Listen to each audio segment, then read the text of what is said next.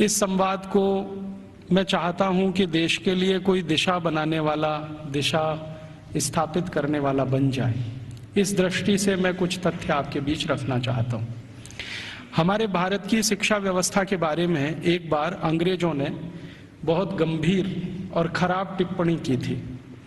सन 1931 में महात्मा गांधी गोलमेज सम्मेलन में भाग लेने के लिए लंदन गए थे और अंग्रेजों की सरकार के साथ उनका वार्तालाप चल रहा था। अंग्रेजों की तरफ से जो गांधी जी से संवाद करने वाली टीम थी या उनका जो समूह था, उस समूह के जो बहुत प्रमुख लोगों में से एक, उन्होंने गांधी जी को एक बहुत खराब बात कही। उन्होंने ये कहा कि अगर अंग्रेज भारत नहीं आते तो भारत की शिक्षा व्यवस्था तो कभी भी बन नहीं पाती। गांधी जी ने इसका विरोध किया और उन्होंने कहा कि अगर अंग्रेज नहीं आते तो भारत की शिक्षा व्यवस्था ज्यादा अच्छी होती, क्योंकि अंग्रेजों के आने के पहले की भारत की शिक्षा व्यवस्था बहुत ही उत्तम थी।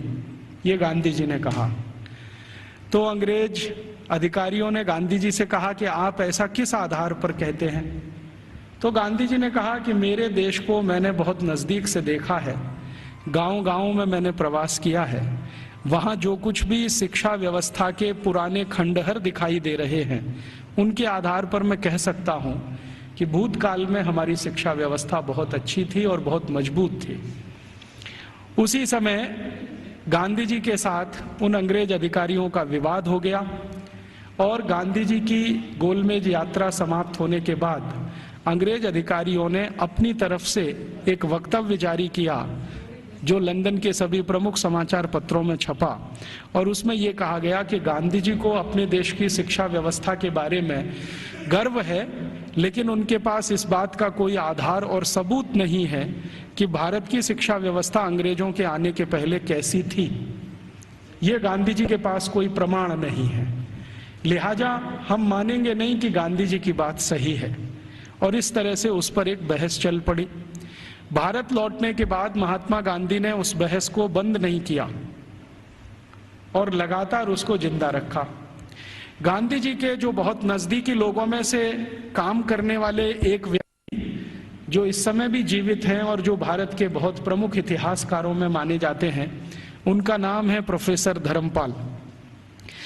जब भारत आजाद हो गया 15 अगस्त 1947 को, तो प्रोफेसर धर्मपाल जो गांधी जी के साथ भारत छोड़ो आंदोलन में शामिल हुए थे, उन्होंने गांधी जी को पूछा कि अच्छा अब मेरा काम क्या है? आजादी आ गई, सरकार बन गई, अब बताइए मेरा काम क्या है? तो गांधी जी ने कहा कि देखो, मैं 1931 में गोलमेज सम्मेलन में लंदन गया था। उस समय अंग्रेज अधिकारियों ने मुझे ये कहा था कि भारत में अंग्रेज अगर नहीं आते तो भारत की शिक्षा व्यवस्था तो कुछ भी नहीं होती। मुझे ये बात सही नहीं लगती, लेकिन मेरे पास इसको साबित करने के लिए कोई प्रमाण नहीं है।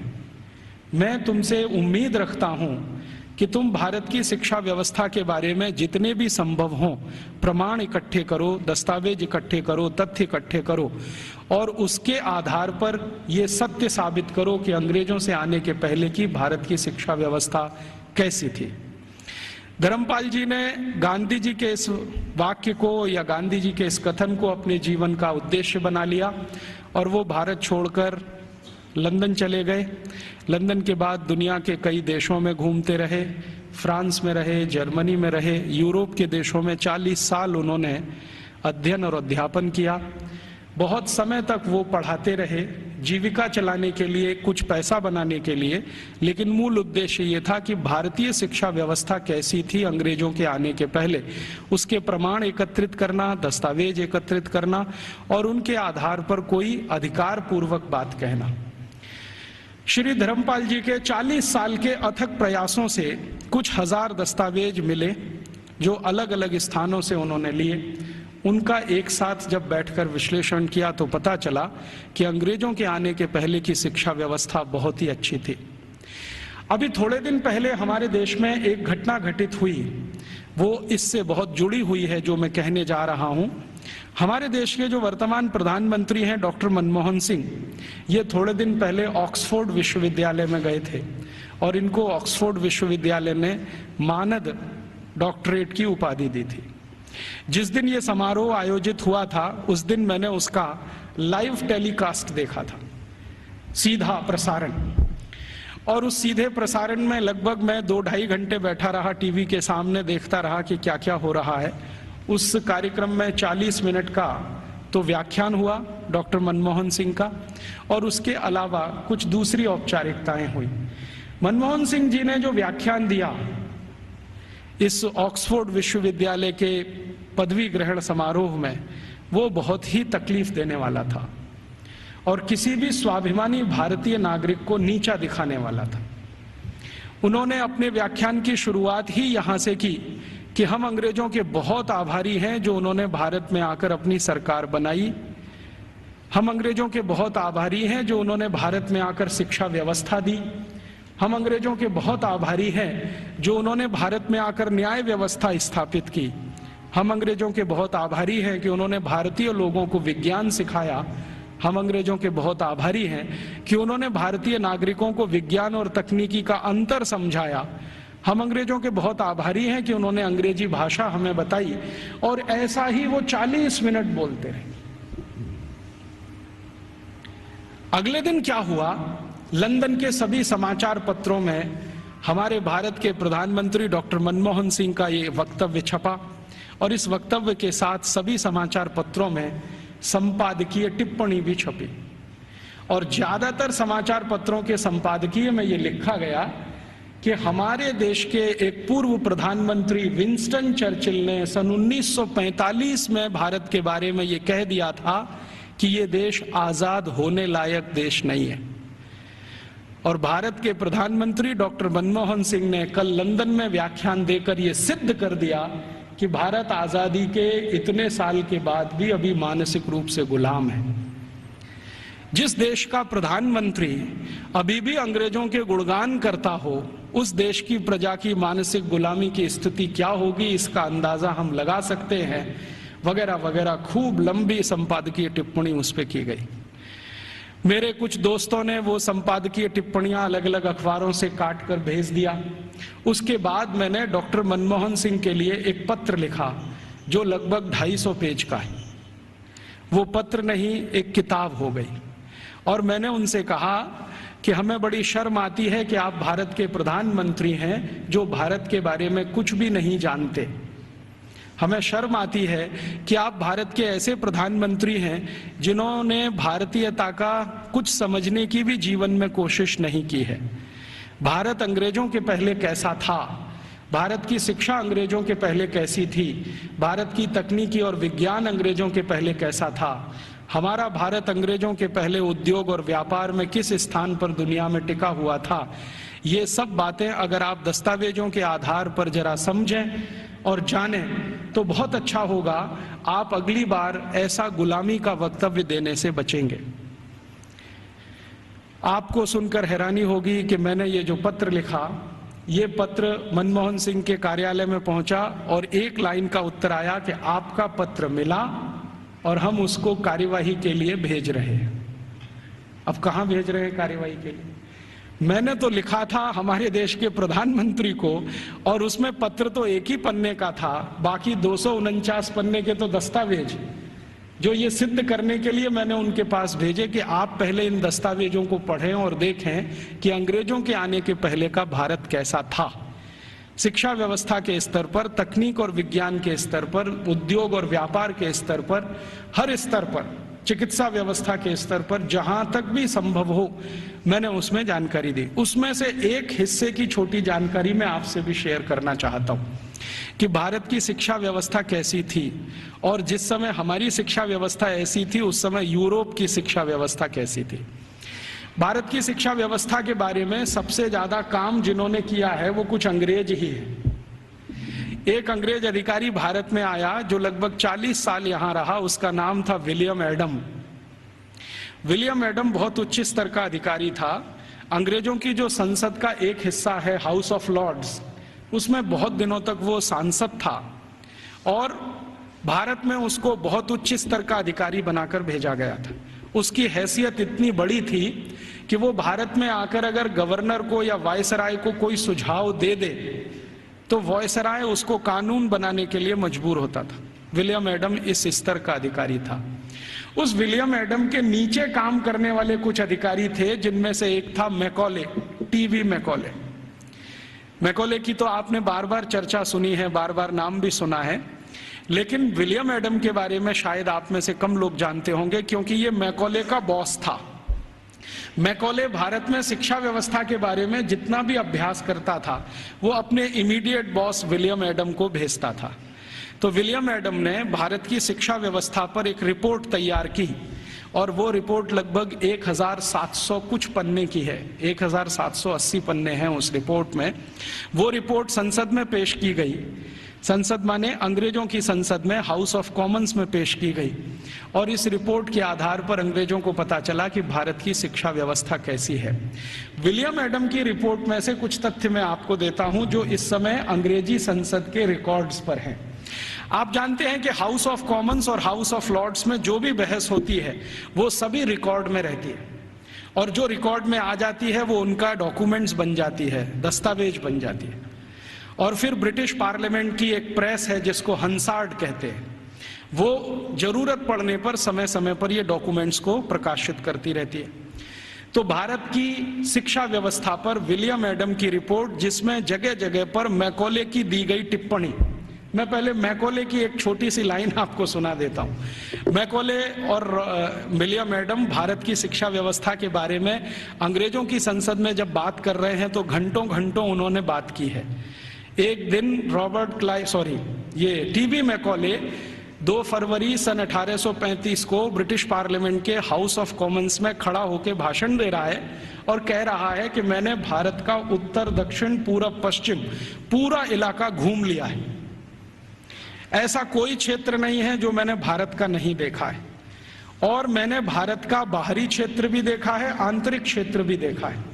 देखने के बाद मैं जो कह रहा हूं आप उस पर विश्वास नहीं करेंगे, लेकिन जो सत्य है वो मैं आपको कहूंगा, उसको मैं अपने अंदर रोक नहीं सकता। सत्य क्या कह रहा है?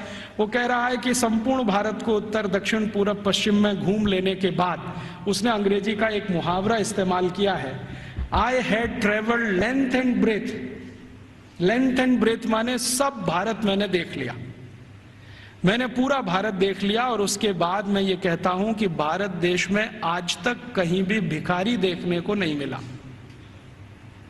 कोई बेरोजगार आदमी देखने को नहीं मिला, गांव के किसी कोने में किसी स्थान पर बैठा हुआ कोई ऐसा व्यक्ति ना मिला जो किसी पर पराश्रित हो। आज तक मैंने किसी ऐसे व्यक्ति को भारत में नहीं पाया जो अपना जीवन चलाने के लिए दूसरों के आगे हाथ फैलाता हो। और ये ज्यादा पुरानी बात नहीं है, 1835 में वो बोल रहा है। आज से लगभग आप कल्पना करें तो 170 साल पहले बोल रहा है। तो 170 साल पहले इस देश में कोई भिखारी नहीं था। जरा ध्यान से सुनिए इस बात को, कोई भिखारी नहीं, कोई बेरोजगार नहीं। फिर वो कहता है टीवी मैकॉले कि मैंने दुनिया के बहुत शहर देखे हैं, पेरिस देखा है, बर्लिन देखा है, हैम्बर्ग देखा है, मॉस्को देखा है, फ्रैंकफर्ट देखा है, शिकागो देखा है, न्यूयॉर्क देखा है, लंदन तो अपना है ही, बार बार देखा है, लेकिन इन सभी शहरों की कुल संपत्ति भारत के एक शहर से भी बहुत कम है। तो उसको पूछा गया प्रश्न कि बताओ वो कौन सा शहर है? तो कहता भारत का एक शहर सूरत, और यूरोप के सारे शहर एक बाजू में, तो भी सूरत इन सभी पे भारी पड़ता है। इतनी संपत्ति, इतना धन मैंने उस शहर में देखा है। और वो कहता है कि इतना धन और संपत्ति जिस समाज के पास हो, उस समाज को गुलाम बनाना एकदम मुश्किल है। वो ये कहता है, मैं ये तो नहीं कहता कि असंभव है, लेकिन मुश्किल बहुत है। फिर वो कहता है कि मैं एक सुझाव देना चाहता हूं ब्रिटिश गवर्नमेंट को, सरकार को, कि अगर भारत को गुलाम बनाना हो तो इनका वैभव, इनका धन, इनकी संपत्ति को खत्म करो। तो फिर ब्रिटिश पार्लियामेंट के सांसद उसको पूछ रहे हैं कि भारत का धन, भारत का वैभव और भारत की संपत्ति को खत्म करने के लिए तुम्हारे पास क्या योजना है? तो कहता है भारत की शिक्षा व्यवस्था को खत्म करो। वो कहता है कि भारत में जितना भी धन है, संपत्ति है, वैभव है, ये भारत की शिक्षा व्यवस्था के कारण है। तो कोई सांसद पूछ लेता है कि अच्छा बताओ भारत की शिक्षा व्यवस्था कैसी है, तो कहता है कि भारत की शिक्षा व्यवस्था में सबसे पहला सत्य यह है कि यहां निरक्षरता नहीं है, माने लिटरेसी कंप्लीट। तो उसको पूछा गया क्या संपूर्ण भारत में एक जैसा है, तो कहता है दक्षिण भारत में लिटरेसी 100% है। दक्षिण भारत का माने कर्नाटक, आंध्र प्रदेश, तमिलनाडु, केरल। तो कहता है दक्षिण में तो 100% है, पश्चिम भारत में 98% है, 98% है, उत्तर भारत में लगभग 82% के आसपास है, मध्य भारत और बचे हुए भारत में लगभग 87% के आसपास है। तो मैं कह सकता हूं कि लगभग भारत साक्षर है। उसी समय एक दूसरा सांसद खड़ा होकर पूछता है कि अच्छा आप ये बता सकते हैं कि इंग्लैंड की स्थिति क्या है। तो उन्होंने कहा ये मैं तो नहीं बता सकता, एजुकेशन मिनिस्टर बैठे हैं वो बताएं। तो एजुकेशन मिनिस्टर खड़े होकर बोलते हैं कि जब भारत की साक्षरता लगभग 100% है, उस समय इंग्लैंड माने 3 राज्यों का समूह, अभी जिसको आजकल ब्रिटेन कहा जाने लगा है, स्कॉटलैंड, आयरलैंड और न्यू साउथ वेल्स मिला के, तो वो कहते हैं कि ये जो 3 राज्यों का समूह है जिसको ब्रिटेन कहा जाता है, इसमें कुल साक्षरता 17% भी नहीं है। 17% भी नहीं है। 17% माने 17। तो फिर पूछ रहे हैं कि भाई कारण क्या है इसका, भारत में इतनी साक्षरता और हमारे यहाँ कुछ भी नहीं। तो वो कह रहा है टीवी मैकॉले कि इस समय भारत में 7,32,000 रेवेन्यू विलेजेस हैं, राजस्व वाले गांव। तो नॉन रेवेन्यू वाले, उसने कहा वो मुझे नहीं मालूम। वो कह रहा 7,32,000 राजस्व गांव हैं और ऐसा एक भी राजस्व गांव नहीं है जहां पर स्कूल की व्यवस्था नहीं है। तो फिर उसको प्रश्न पूछा गया कि क्या भारत के लोग इसको स्कूल कहते हैं, तो उनका नहीं, मैंने कहा है स्कूल, भारत के लोग इसको गुरुकुल कहते हैं। उसने गुरुकुल को स्कूल में ट्रांसलेट किया है।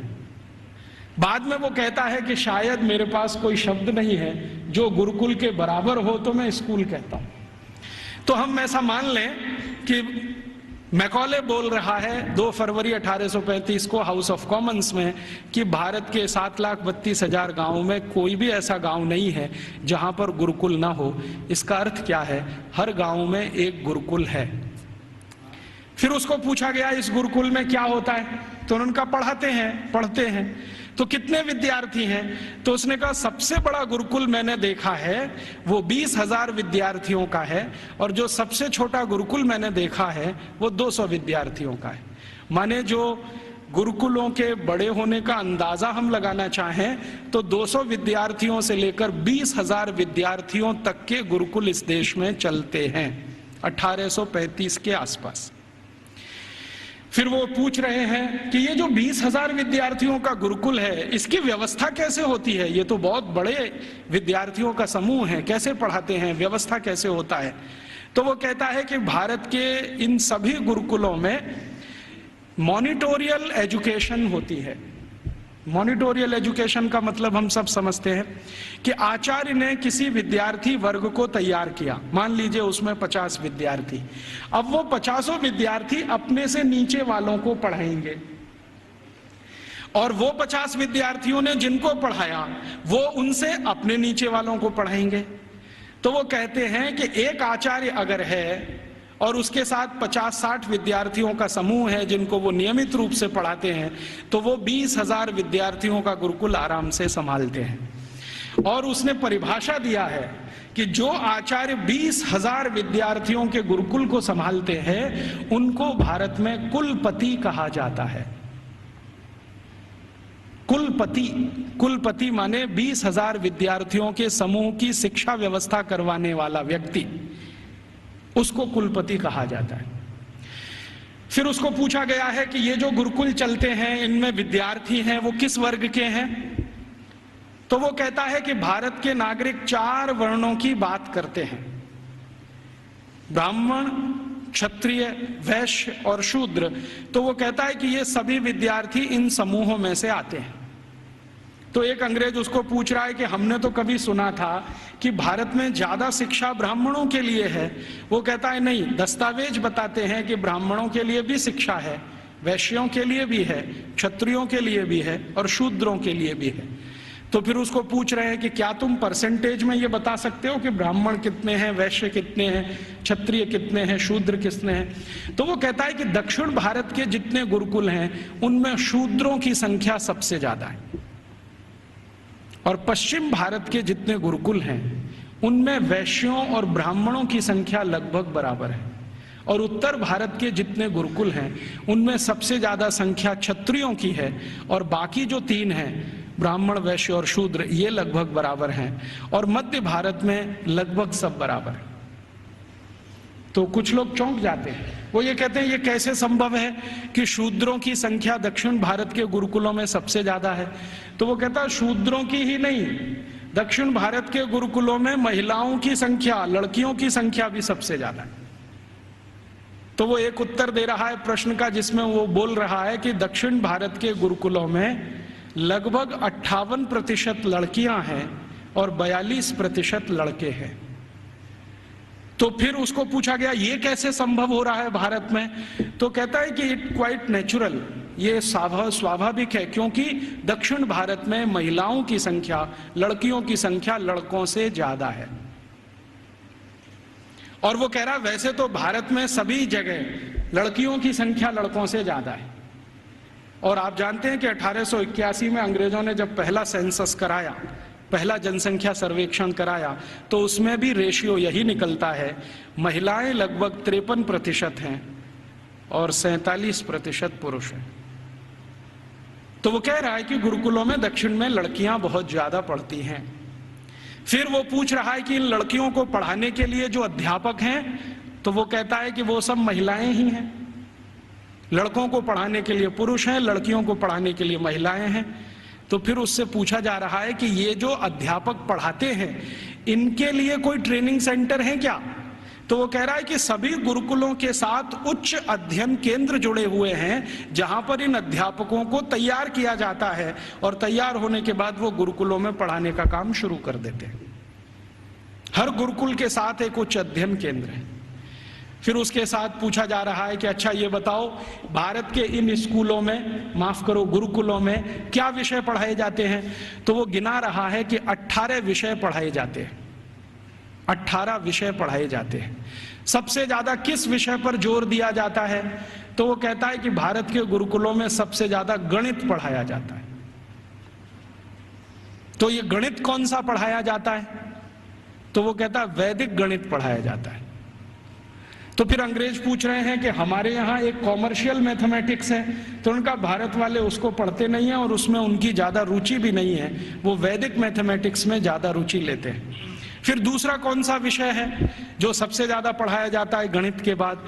तो कहता है दूसरा सबसे ज्यादा बड़ा विषय है खगोल शास्त्र, इसको सब भारतवासी पढ़ते हैं। फिर तीसरा कौन सा विषय है।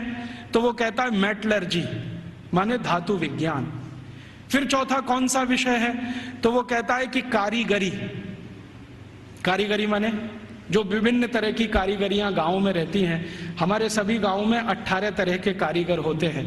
कोई लोहे का काम करने वाला, कोई लकड़ी का काम करने वाला, कोई बांस का काम करने वाला, कोई मिट्टी का काम करने वाला। तो वो कह रहा है कि सभी गुरुकुलों में ये कारीगरी पढ़ाई जाती है, 18 विषय उसमें अलग हैं।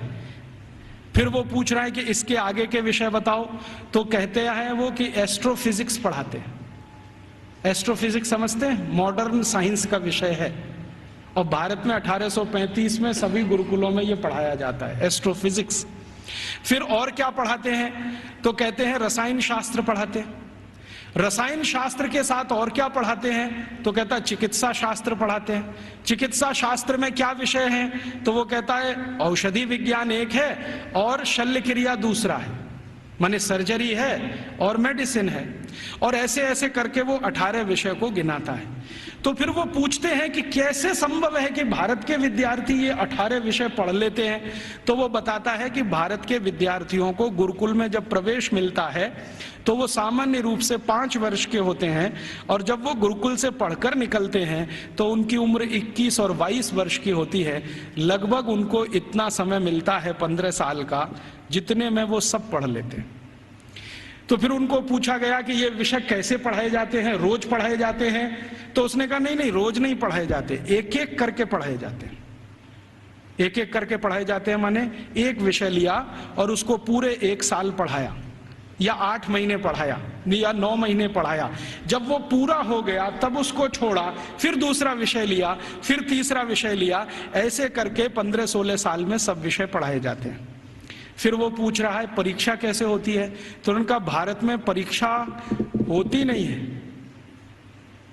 परीक्षा नहीं होती है। तो कैसे पता चलता है?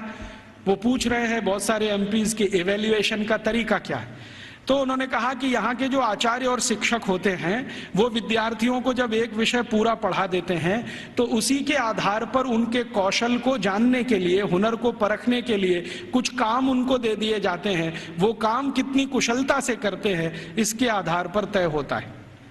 ये नहीं है कि क्लासरूम में बैठकर 3 घंटे का कोई क्वेश्चन पेपर सॉल्व कर रहे हैं, क्लासरूम में रट लिया है और आंसर शीट पर वॉमिटिंग कर रहे हैं। ऐसा नहीं है भारत में। उसने मजाक में कहा है लेकिन ये गंभीर है समझने के लिए। तो उसको पूछा गया है कि अच्छा आप जरा बताओ कि हमारी इंग्लैंड की स्थिति क्या है, अगर ऐसी शिक्षा भारत में है तो इंग्लैंड में। तो कहता है जी इंग्लैंड में तो अभी 17% ही साक्षरता नहीं है। और वो कह रहा है कि जब भारत में 7,32,000 गुरुकुल है तो पूरे इंग्लैंड में कुल मिलाकर 240 भी स्कूल नहीं है, और जो स्कूल हैं उनमें गणित पढ़ाना तो किसी को नहीं आता है। वो एक ही विषय पढ़ाते हैं और वो है बाइबल, और कुछ पढ़ाने को इनको नहीं है। मुझे थोड़ा इंटरेस्ट आया विलियम एडम की रिपोर्ट पढ़ने के बाद, तो मैंने इंग्लैंड के पिछले 400 साल के इतिहास के दस्तावेज इकट्ठे किए। तो पता चला कि इंग्लैंड में 16वीं शताब्दी तक तो कोई भी स्कूल नहीं था। आप जरा ध्यान से सुनना इन बातों। 16वीं शताब्दी तक तो कोई स्कूल नहीं था। ईस्ट इंडिया कंपनी जब भारत आई है तब उनके यहाँ एक स्कूल खुला था, चर्च के पिछवाड़े में, गैरेज में।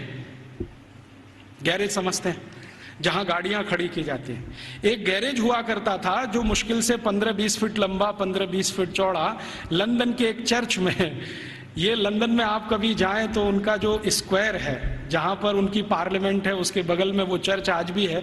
तो उसकी पीछे के हिस्से में एक छोटे से में स्कूल खुला था जो उनको पढ़ाता था बाइबल। तो बाइबल पढ़ाने वाले स्कूल उनके यहाँ शुरू हुए, उसके पहले तो कोई स्कूल ही नहीं था। तो इंग्लैंड और यूरोप के इतिहास क्या बताते हैं शिक्षा के बारे में, तो आप जरा सोचो और सुनो। यूरोप का जो सबसे बड़ा इतिहासकार, सबसे बड़ा दार्शनिक, सबसे बड़ा फिलोसोफर, सबसे बड़ा सब कुछ, जो यूरोप में भगवान के अगला अवतार माना जाता है, उसका नाम है प्लेटो। प्लेटो सबसे महान। वो ये कहते हैं ये तो ईश्वर का ही अंश है। माने ईसा मसीह के बाद यूरोप में अगर किसी की इज्जत है तो वो प्लेटो की है। प्लेटो के बारे में यूरोप के सारे अर्थशास्त्री, सारे के सारे दूसरे शास्त्री, चाहे वो फिजिक्स वाले हों, केमिस्ट्री के हों, बॉटनी के हों, जूलॉजी के हों, इंजीनियरिंग के हों, मेडिकल के, सब मानते हैं the whole of the European civilization is a foot note of Plato. मतलब यूरोप की पूरी सभ्यता जो है ना, प्लेटो के फुट नोट जैसी है। माने प्लेटो ने जितना कुछ लिख दिया है वो किसी पुस्तक के फुट नोट में अगर है तो उतनी ही पूरी यूरोप की सभ्यता है। मतलब यूरोप की सभ्यता का जनक प्लेटो ही है। प्लेटो ने अपनी जिंदगी में कई महत्वपूर्ण पुस्तकें लिखी हैं, उनमें से 2 का जिक्र करता हूं। एक पुस्तक उसकी जो दुनिया में सबसे ज्यादा चर्चित हुई है, द रिपब्लिक, गणतंत्र, और दूसरी पुस्तक जो बहुत चर्चित है पूरी दुनिया में, लॉज, LAWS, लॉज। ये दो किताबें प्लेटो की सारी दुनिया में सबसे ज्यादा पढ़ाई जाती हैं, बहुत चर्चा होती है। द रिपब्लिक में प्लेटो लिखता है कि शिक्षा की जरूरत सभी को नहीं होती, शिक्षा की जरूरत सभी को नहीं होती। समाज का जो प्रभु वर्ग है, प्रभु वर्ग से मतलब सरकार चलाने वाला वर्ग, राजा और राजा के नजदीक, इन्हीं को शिक्षित होना चाहिए, बाकी को शिक्षित होने की जरूरत ही नहीं होती। क्यों? तो वो कहता है कि राजा और राजा के नजदीक का जो वर्ग है उसको आदेश देना है, बाकी को तो सब उस आदेश का पालन करना है। तो जो आदेश के पालन करता है उनको शिक्षित होने की क्या जरूरत है? शिक्षा की जरूरत तो सिर्फ राजा को है और राजा के नजदीकी लोगों को है। ये जो प्लेटो ने कहा, प्लेटो के बाद जो दूसरा उसका ग्रेट ग्रेट ग्रेट फिलोसोफर या उसका ग्रेट ग्रेट स्टूडेंट अरिस्टोटल कहता है कि मेरा जो गुरु बोल गया है उसी पर मैं सहमत हूं। शिक्षा की जरूरत सभी को नहीं होती। समाज का जो प्रभु वर्ग है, माने जो संचालन करता है राज्य का, उसके राजा, मंत्रियों के नजदीकी अधिकारी, बस इनको पढ़ाई होनी चाहिए, बाकी किसी को नहीं। अरिस्टोटल के बाद जितने भी फिलोसोफर आए हैं और लेटेस्ट रूसो, देकार्ते, लेविनिज, ये सब अपनी अपनी किताबों में लिख रहे हैं शिक्षा की जरूरत किसी को नहीं होती। अगर जरूरत है तो थोड़ा राजा को है। माने यूरोप में प्लेटो के समय से चली हुई विचारधारा आज 18वीं शताब्दी के सभी दार्शनिकों तक सतत चली आई है। शिक्षा सबके लिए नहीं है, सिर्फ राजा के लिए और प्रजा के लिए। प्रजा को जरूरत नहीं है शिक्षा की, राजा के नजदीकी लोगों को जरूरत है। तो फिर यह शिक्षा कैसे पूर्ति की जाए? तो प्लेटो लिखता है रिपब्लिक पुस्तक में ही कि राजा को अगर अपने बच्चों को शिक्षा दिलवानी है या खुद को शिक्षा लेनी है या उसके मंत्रियों को शिक्षा दिलवानी है तो इसके लिए स्कूल नहीं चाहिए। कोई शिक्षक को पकड़ लाइए, राजा को महल में आके पढ़ा देगा। कोई शिक्षक को पकड़ लाइए, राजा के बच्चों को उसके घर में पढ़ा देगा। कोई शिक्षक को पकड़ लाइए, मंत्रियों को वहां पढ़ा देगा। स्कूल की क्या जरूरत है? तो फिर प्लेटो को कई बार पूछे जाने वाले प्रश्नों में से एक है कि स्कूल क्यों नहीं चाहिए? तो कहता है ये फालतू का खर्चा है। वो ये कहता है स्कूल बनाने से अच्छा है एक बनाओ ऐसा स्थान जहां पर मनोरंजन हो सके। स्कूल की क्या जरूरत है? घर में आके कोई पढ़ा देगा, क्या जरूरत है स्कूल की? तो इसलिए इंग्लैंड के पड़ोसी फ्रांस में, जर्मनी में, स्वीडन में, स्विट्जरलैंड में 16वीं 17वीं शताब्दी तक एक भी स्कूल नहीं खोला गया। बाद में क्या हुआ, क्रिश्चियनिटी का असर जैसे जैसे बढ़ा यूरोप में, आप जानते हैं कि क्रिश्चियनिटी यूरोप में 2000 साल पहले ही आई है। उसके पहले यूरोप क्रिश्चियन नहीं था। यूरोप की छोटी छोटी जातियां, जनजातियां होती थीं जो 1000 से ज्यादा हैं, समूह हैं छोटे छोटे, वो अपना अपना धर्म और संस्कृति माना करते थे।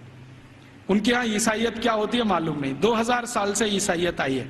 तो जब ईसाइयत का बहुत प्रचार हुआ और समाज और ईसाइयत के बीच में संघर्ष हुआ, तब उन्होंने बाइबल स्कूल्स शुरू किए और वो बाइबल स्कूल पूरे इंग्लैंड में फैले, फ्रांस में, जर्मनी में फैले। तो वो कह रहा है टीवी में कोले कि हमारे यहाँ तो कुछ स्कूल चलते हैं, वहां सिर्फ बाइबल पढ़ाई जाती है और कुछ नहीं पढ़ाया जाता, और बाइबल भी पढ़ाई जाती है तो संडे को पढ़ाई जाती है, बस मंडे से सैटरडे छुट्टी रहती है। और उन स्कूलों को इंग्लैंड के दस्तावेजों में संडे स्कूल्स कहा जाता है। और ये स्कूल शुरू हुए हैं और आज तक चल रहे हैं। आप यूरोप में कहीं भी जाइए, संडे स्कूल्स आपको मिलेंगे जहां पर आप बाइबल पढ़ सकते हैं। बाइबल में न्यू टेस्टामेंट पढ़ाते हैं, ओल्ड टेस्टामेंट पढ़ाते हैं, दो ही चीजें पढ़ाते हैं, इसके अलावा कुछ नहीं। गणित क्या होता है, फिजिक्स क्या होती है, केमिस्ट्री क्या होती है, मेटलर्जी क्या होती है, सर्जरी क्या होती है, मेडिसिन साइंस, ये कुछ उनको 18वीं शताब्दी तक मालूम नहीं है। ऐसा गरीब देश है इंग्लैंड और उनकी ऐसी शिक्षा व्यवस्था है। जो उनका पहला स्कूल खुला है जिसमें मुश्किल से 250 स्क्वायर फीट की जगह है, उसमें उन्होंने पहली ही बार में 250 विद्यार्थी ले लिए। अब 250 स्क्वायर फीट में 250 विद्यार्थी कैसे बैठते होंगे, कल्पना कर लो आप, कितना स्पेस होगा उनके पास। एक शब्द इस्तेमाल होता है अंग्रेजों के यहां, ब्रीदिंग स्पेस। ब्रीदिंग स्पेस भी नहीं है। वो कह रहा है मैकॉले कि हमारे तो बाइबल स्कूलों में ब्रीदिंग स्पेस भी नहीं है, माने हर विद्यार्थी को घिचपिच में बैठना पड़ता है, जगह नहीं है उनके पास। लेकिन भारत के एक एक गुरुकुल तो 5-5 हेक्टेयर में बने हुए हैं। 1 हेक्टेयर में लगभग 5 एकड़ होते हैं, 25 एकड़ में गुरुकुल बने हुए हैं। और वो कह रहा है कि भारत के बहुत सारे गुरुकुल रेजिडेंशियल हैं, जहां पर विद्यार्थियों को रहने और खाने की व्यवस्था है, और कुछ गुरुकुल ऐसे हैं जो डे स्कूल की तरह से चलते हैं। विद्यार्थी सुबह आते हैं, शाम को पढ़ के अपने घर वापस जाते हैं। फिर वो उसको पूछा जाता है कि भारत के विद्यार्थियों को ये सारी की सारी जो शिक्षा दी जाती है, इसका कोई वर्गीकरण है, क्लासिफिकेशन है? तो वो बहुत सुंदर उत्तर दे रहा है, जो हमें इस पे रिसर्च आज जरूरी है करना। वो ये कह रहा है कि भारत के विद्यार्थियों को 2 चीजें पढ़ाई जा रही है, एक तो शिक्षा है, दूसरी विद्या है। अब वो कहता है कि मुझे समझ में नहीं आता शिक्षा कौन सी है, विद्या कौन सी है। लेकिन मैं जितने भी गुरुकुलों में गया हूं, पूछता हूं क्या पढ़ते हो, तो कुछ विद्यार्थी कहते हैं हम शिक्षा ले रहे हैं, कुछ कहते हैं हम विद्या ले रहे हैं। ये विद्या क्या है, शिक्षा क्या है, मुझे समझ में नहीं आता, लेकिन ये हर गुरुकुल में मुझे सुनाई देता है। हमको समझना चाहिए कि शिक्षा और विद्या ये 2 अलग चीजें होती हैं। आज के समय में हमने इन दोनों का खिचड़ी बना दिया है, और ऐसा खिचड़ी बना दिया है कि उसमें से चावल और मूंग की दाल को बीन पाना ही बड़ा मुश्किल हो गया है। नाम सब है विद्यालय और काम कर रहे हैं शिक्षालय का, है कि नहीं? कोई भी विद्यालय ले लो, 1 2 3 नाम विद्यालय, विद्यालय, महाविद्यालय, ये विद्यालय, काम सब शिक्षालय का कर रहे हैं, नाम विद्यालय रखा हुआ है। ऐसा घालमेल कर दिया। शायद ये मैकॉले का असर है, क्योंकि मैकॉले को शिक्षा और विद्या में अंतर नहीं मालूम था, हमें भी नहीं मालूम है। हम जानते नहीं है कि विद्या क्या होती है और शिक्षा क्या होती है। विद्या जो है ना, अपनी जिंदगी को अध्यात्म के रास्ते पर ले जाने वाली, अपने जीवन को ऊंचा उठाने वाली, आत्मा का परमात्मा से मेल कराने वाली, मनुष्य शरीर छूटने के बाद हमारी आत्मा परमात्मा से मिल जाए, इन सब बातों को सिखाने वाली, धर्म क्या है, अधर्म क्या है, न्याय क्या है, अन्याय क्या है, श्रेय क्या है, अश्रेय क्या है, छोड़ने वाला क्या है, ग्रहण करने लायक क्या है, ये सब ज्ञान देने वाली या विवेक देने वाली ये तो है विद्याएं। और बाकी हमने मैथमेटिक्स पढ़ लिया, हमने केमिस्ट्री पढ़ ली, हमने ये फिजिक्स पढ़ लिया, हमने ये कॉमर्स सीख लिया, हमने वो, ये है सब शिक्षा। तो कह रहा है कि भारत के सभी गुरुकुलों में विद्या है और शिक्षा है, लेकिन वो उसको इतना समझ में आ गया है कि ये जो विद्या है वो शिक्षा से ऊंची है। इसलिए भारत में गुरुकुल में जाने वाला सभी अपने को विद्यार्थी कहता है, शिक्षार्थी कोई नहीं कहता अपने को, क्योंकि मूल जो वो सीखने आया है वो कुछ और सीखने आया है। खाली गणित सीखने नहीं आया है, या खाली कॉमर्स सीखने नहीं आया, या खाली मेटलर्जी सीखने नहीं आया, विद्या सीखने आया। इसलिए विद्यार्थी कहलाना वो पसंद करता है अपने आप को। और वो कहता है कि जितनी ऊंची कल्पना भारत में है विद्या और शिक्षा की, हम तो उसके दूर दूर कहीं नजदीक तक नहीं है। फिर उसको पूछा जाता है कि अच्छा ये बताओ कि भारत में हायर स्टडीज सेंटर हैं क्या? तो कहता हाँ हैं। कितने हैं? तो संख्या गिना रहा है 15,800 कुछ। हायर स्टडीज सेंटर का मतलब क्या है? हायर स्टडीज सेंटर का माने विश्वविद्यालय। उनकी जो परिभाषा है ना, उस परिभाषा में विश्वविद्यालय, हायर स्टडीज सेंटर। हमने तो कुछ 2-4 नाम सुने हैं, एक नालंदा का हुआ करता था, एक तक्षशिला का हुआ करता था, लेकिन 1835 में मैकॉले बोल रहा है अपने पार्लियामेंट में कि 15,800 कुछ विद्यालय, सॉरी विश्वविद्यालय। और वो ये कह रहा है कि ये जितने भी विश्वविद्यालय हैं ये किसी एक विषय के निपुण हैं, कोई एक विषय। जैसे वो नाम लिख के बता रहा है, मेरे पास ये सब नाम है 15,800 और उसकी सीडी है। अगर एलसीडी प्रोजेक्टर हो तो मैं आपको दिखा सकता था। लैपटॉप मेरे पास अभी है, उसमें सब फीड किया हुआ है। एक विद्यालय है, माफ करिए विश्वविद्यालय है, अमरावती विश्वविद्यालय। अमरावती विश्वविद्यालय मशहूर है किस बात के लिए? वो मेटलर्जी के लिए मशहूर है। धातु विज्ञान सिखाया जाता है और पूरा विश्वविद्यालय धातु विज्ञानियों से भरा हुआ है। और धातु विज्ञान कई तरह का है, जैसे कच्चे लोहे से फौलाद बनाना, जैसे जमीन में से लोहा तांबा लोहा तांबा सिल्वर माने चांदी और सोना, ये जो दूसरी दूसरी बेशकीमती धातुएं निकलती हैं, इनका एक्सट्रैक्शन कैसे किया जाए ये सिखाने वाला। माने आज जो हमारे यहाँ आईआईटीज में सिखाया जाता ना मेटलर्जी में, वही वहां उस समय यूनिवर्सिटीज में सिखाया। फिर वो कह रहा है एक विश्वविद्यालय में गया था, कांगड़ा विश्वविद्यालय, कांगड़ा माने हिमाचल, तो वो किसके लिए मशहूर है? तो कह रहा है ये सर्जरी के लिए मशहूर है। तो उसको पूछा जा रहा है कि किस तरह की सर्जरी होती है, तो कहता है जी हम सोच नहीं सकते वैसी सर्जरी होती है। और उसको उसने शब्द दिया है जिसको आज के इक्विवेलेंट अगर मैं कहूं तो राइनोप्लास्टी। राइनोप्लास्टी सर्जरी का लेटेस्ट साइंस है 21वीं शताब्दी का, जिसमें आपके शरीर के किसी अंग के चमड़े को निकालकर किसी दूसरे अंग पे लगा दिया जाए। और ये 1835 में वो बोल रहा है कि कांगड़ा विश्वविद्यालय में तो ये सब सिखाया जाता है और सब सीखते हैं राइनोप्लास्टी। तो वो कहता है मैंने मेरी आंखों से एक ऑपरेशन देखा है जिसमें पैर के नीचे के हिस्से से माने घुटने से नीचे के हिस्से से चमड़ी निकालकर नाक पर लगाई गई, और वो कहता है 21 दिन में वो पूरा ठीक हो गया है, पता ही नहीं चलता है कि इसका कोई ऑपरेशन हुआ है। ग्राफ्टिंग जिसको कहते हैं, स्किन ग्राफ्टिंग। और ये 1835 में भारत में होता है। कांगड़ा विश्वविद्यालय का उसने लंबा डिस्क्रिप्शन किया है कि मैंने ऐसा देखा, मैंने वैसा देखा। फिर इसी तरह एक अंग्रेज अधिकारी है, वो खड़ा होकर चिल्लाने लगता, हाँ मैंने भी देखा है, कर्नल कूट उसका नाम। जैसे ही उसने सुना तो वो भी खड़ा हो गया, उसने कहा मैंने भी देखा है, एक बार मैं भारत देश गया था, हैदर अली के साथ मैंने युद्ध लड़ा था, हैदर अली ने मुझे परास्त कर दिया था, मेरी नाक काट दी थी, मैं कटी हुई नाक लेके वहां से भागा था, और बेलगाम नाम का भारत में कोई एक गांव है, वहां के एक वैद्य ने मेरी नाक का ऑपरेशन किया था और जोड़ दिया था, और अभी वो नाक मेरी ऐसी है। वो खड़े होकर बोल रहा है। तो उसको सब सांसद पूछ रहे हैं कि अच्छा तुम्हारी नाक ही काटी थी, सिर क्यों नहीं काटा? क्योंकि तुम तो परास्त हो गए थे, तो तुम्हारा सिर क्यों नहीं काट दिया? तो वो कहता है भारत के राजा बड़े दयालु हैं, उनके मन में बड़ी दया है, दुश्मन को भी पूरा मारते नहीं है, अंग भंग करके छोड़ देते हैं। और भारत में नाक कटना ही बहुत बड़ी बदनामी की बात है, हमारे यहां ऐसा कुछ। तो ये कर्नल कूट के जो कहे हुए और मैकॉले के कहे हुए इन दस्तावेजों से अंदाजा लगता है कि सर्जरी कोई बहुत ऊंचे स्तर की थी। फिर इन सर्जरी को करने वाले जो आचार्य होते थे, उन आचार्यों के उपकरण कैसे हैं उसका वो डिस्क्रिप्शन कर रहा है।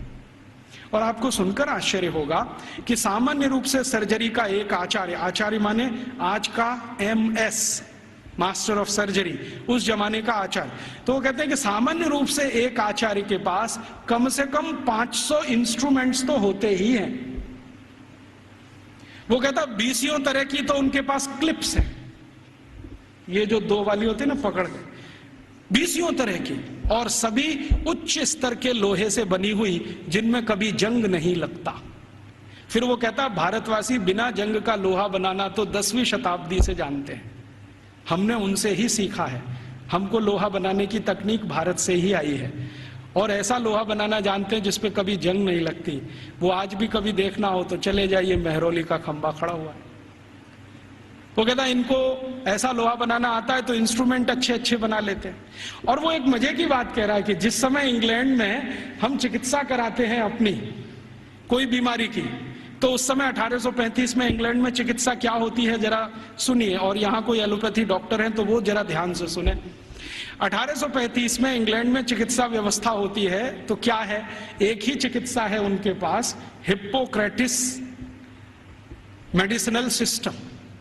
एक हिप्पोक्रेटिस नाम का कोई आदमी हुआ इंग्लैंड में, ईसा से करीब 250 साल पहले, सॉरी ग्रीस में हुआ, इंग्लैंड में नहीं ग्रीस में हुआ।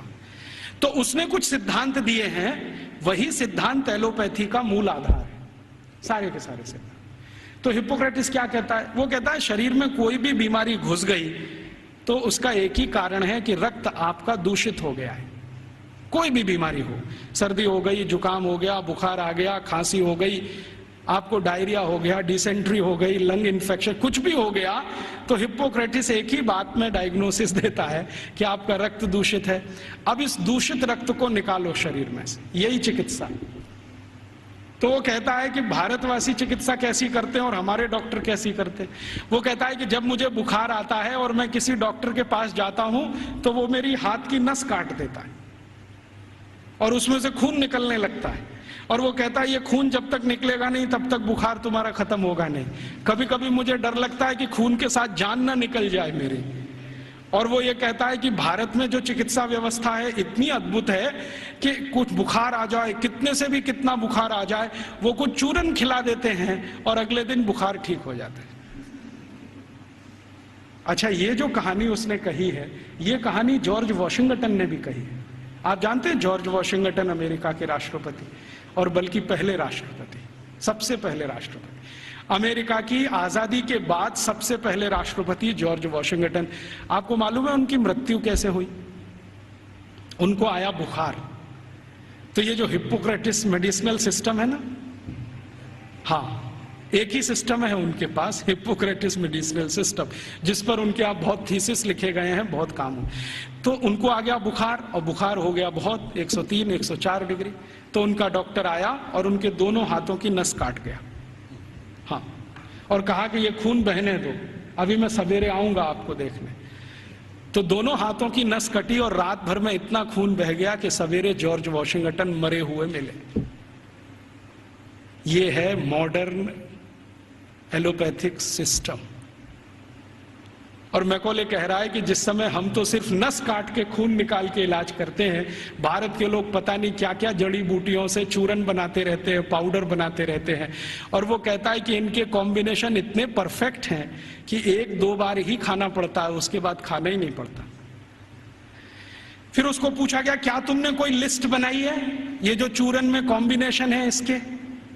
तो वो कहता है हाँ, मैं एक लिस्ट बना रहा हूं, उसमें कुछ मेडिसिनल हर्ब्स हैं, कुछ रूट्स हैं, कुछ प्लांट्स हैं। तो वो पूछ रहे हैं कितनी संख्या हो गई है? तो उसने कहा 16,000 तो हो गई है, पता नहीं आगे कितनी जाएगी। उस जमाने में तो कुछ लोग आश्चर्य से पूछ रहे हैं कि ये जो शिक्षा है, वहां चिकित्सा भी दे रहे हैं, सर्जरी भी दे रहे हैं, मेटलर्जी भी दे रहे हैं, वगैरह वगैरह, क्यों दे रहे हैं? तो वो कहते हैं, भारत के सभी आचार्य कहते हैं कि जीवन एकांगी नहीं है। अभी ये देखिए, ये फिलॉसफी की बात, जीवन एकांगी नहीं है, और चूंकि एकांगी नहीं है तो इसमें सब तरह के ज्ञान की जरूरत होती है। तो हर विद्यार्थी को सभी तरह का ज्ञान होना चाहिए, विशेषज्ञता उसको किसी एक में होनी चाहिए, ज्ञान उसको सब तरह का होना चाहिए। तो कहता है कि जो प्राइमरी लेवल की ज्ञान है वो सबको दी जाती है, मेडिसिन की, सर्जरी की, मेटलर्जी की, मैथमेटिक्स की।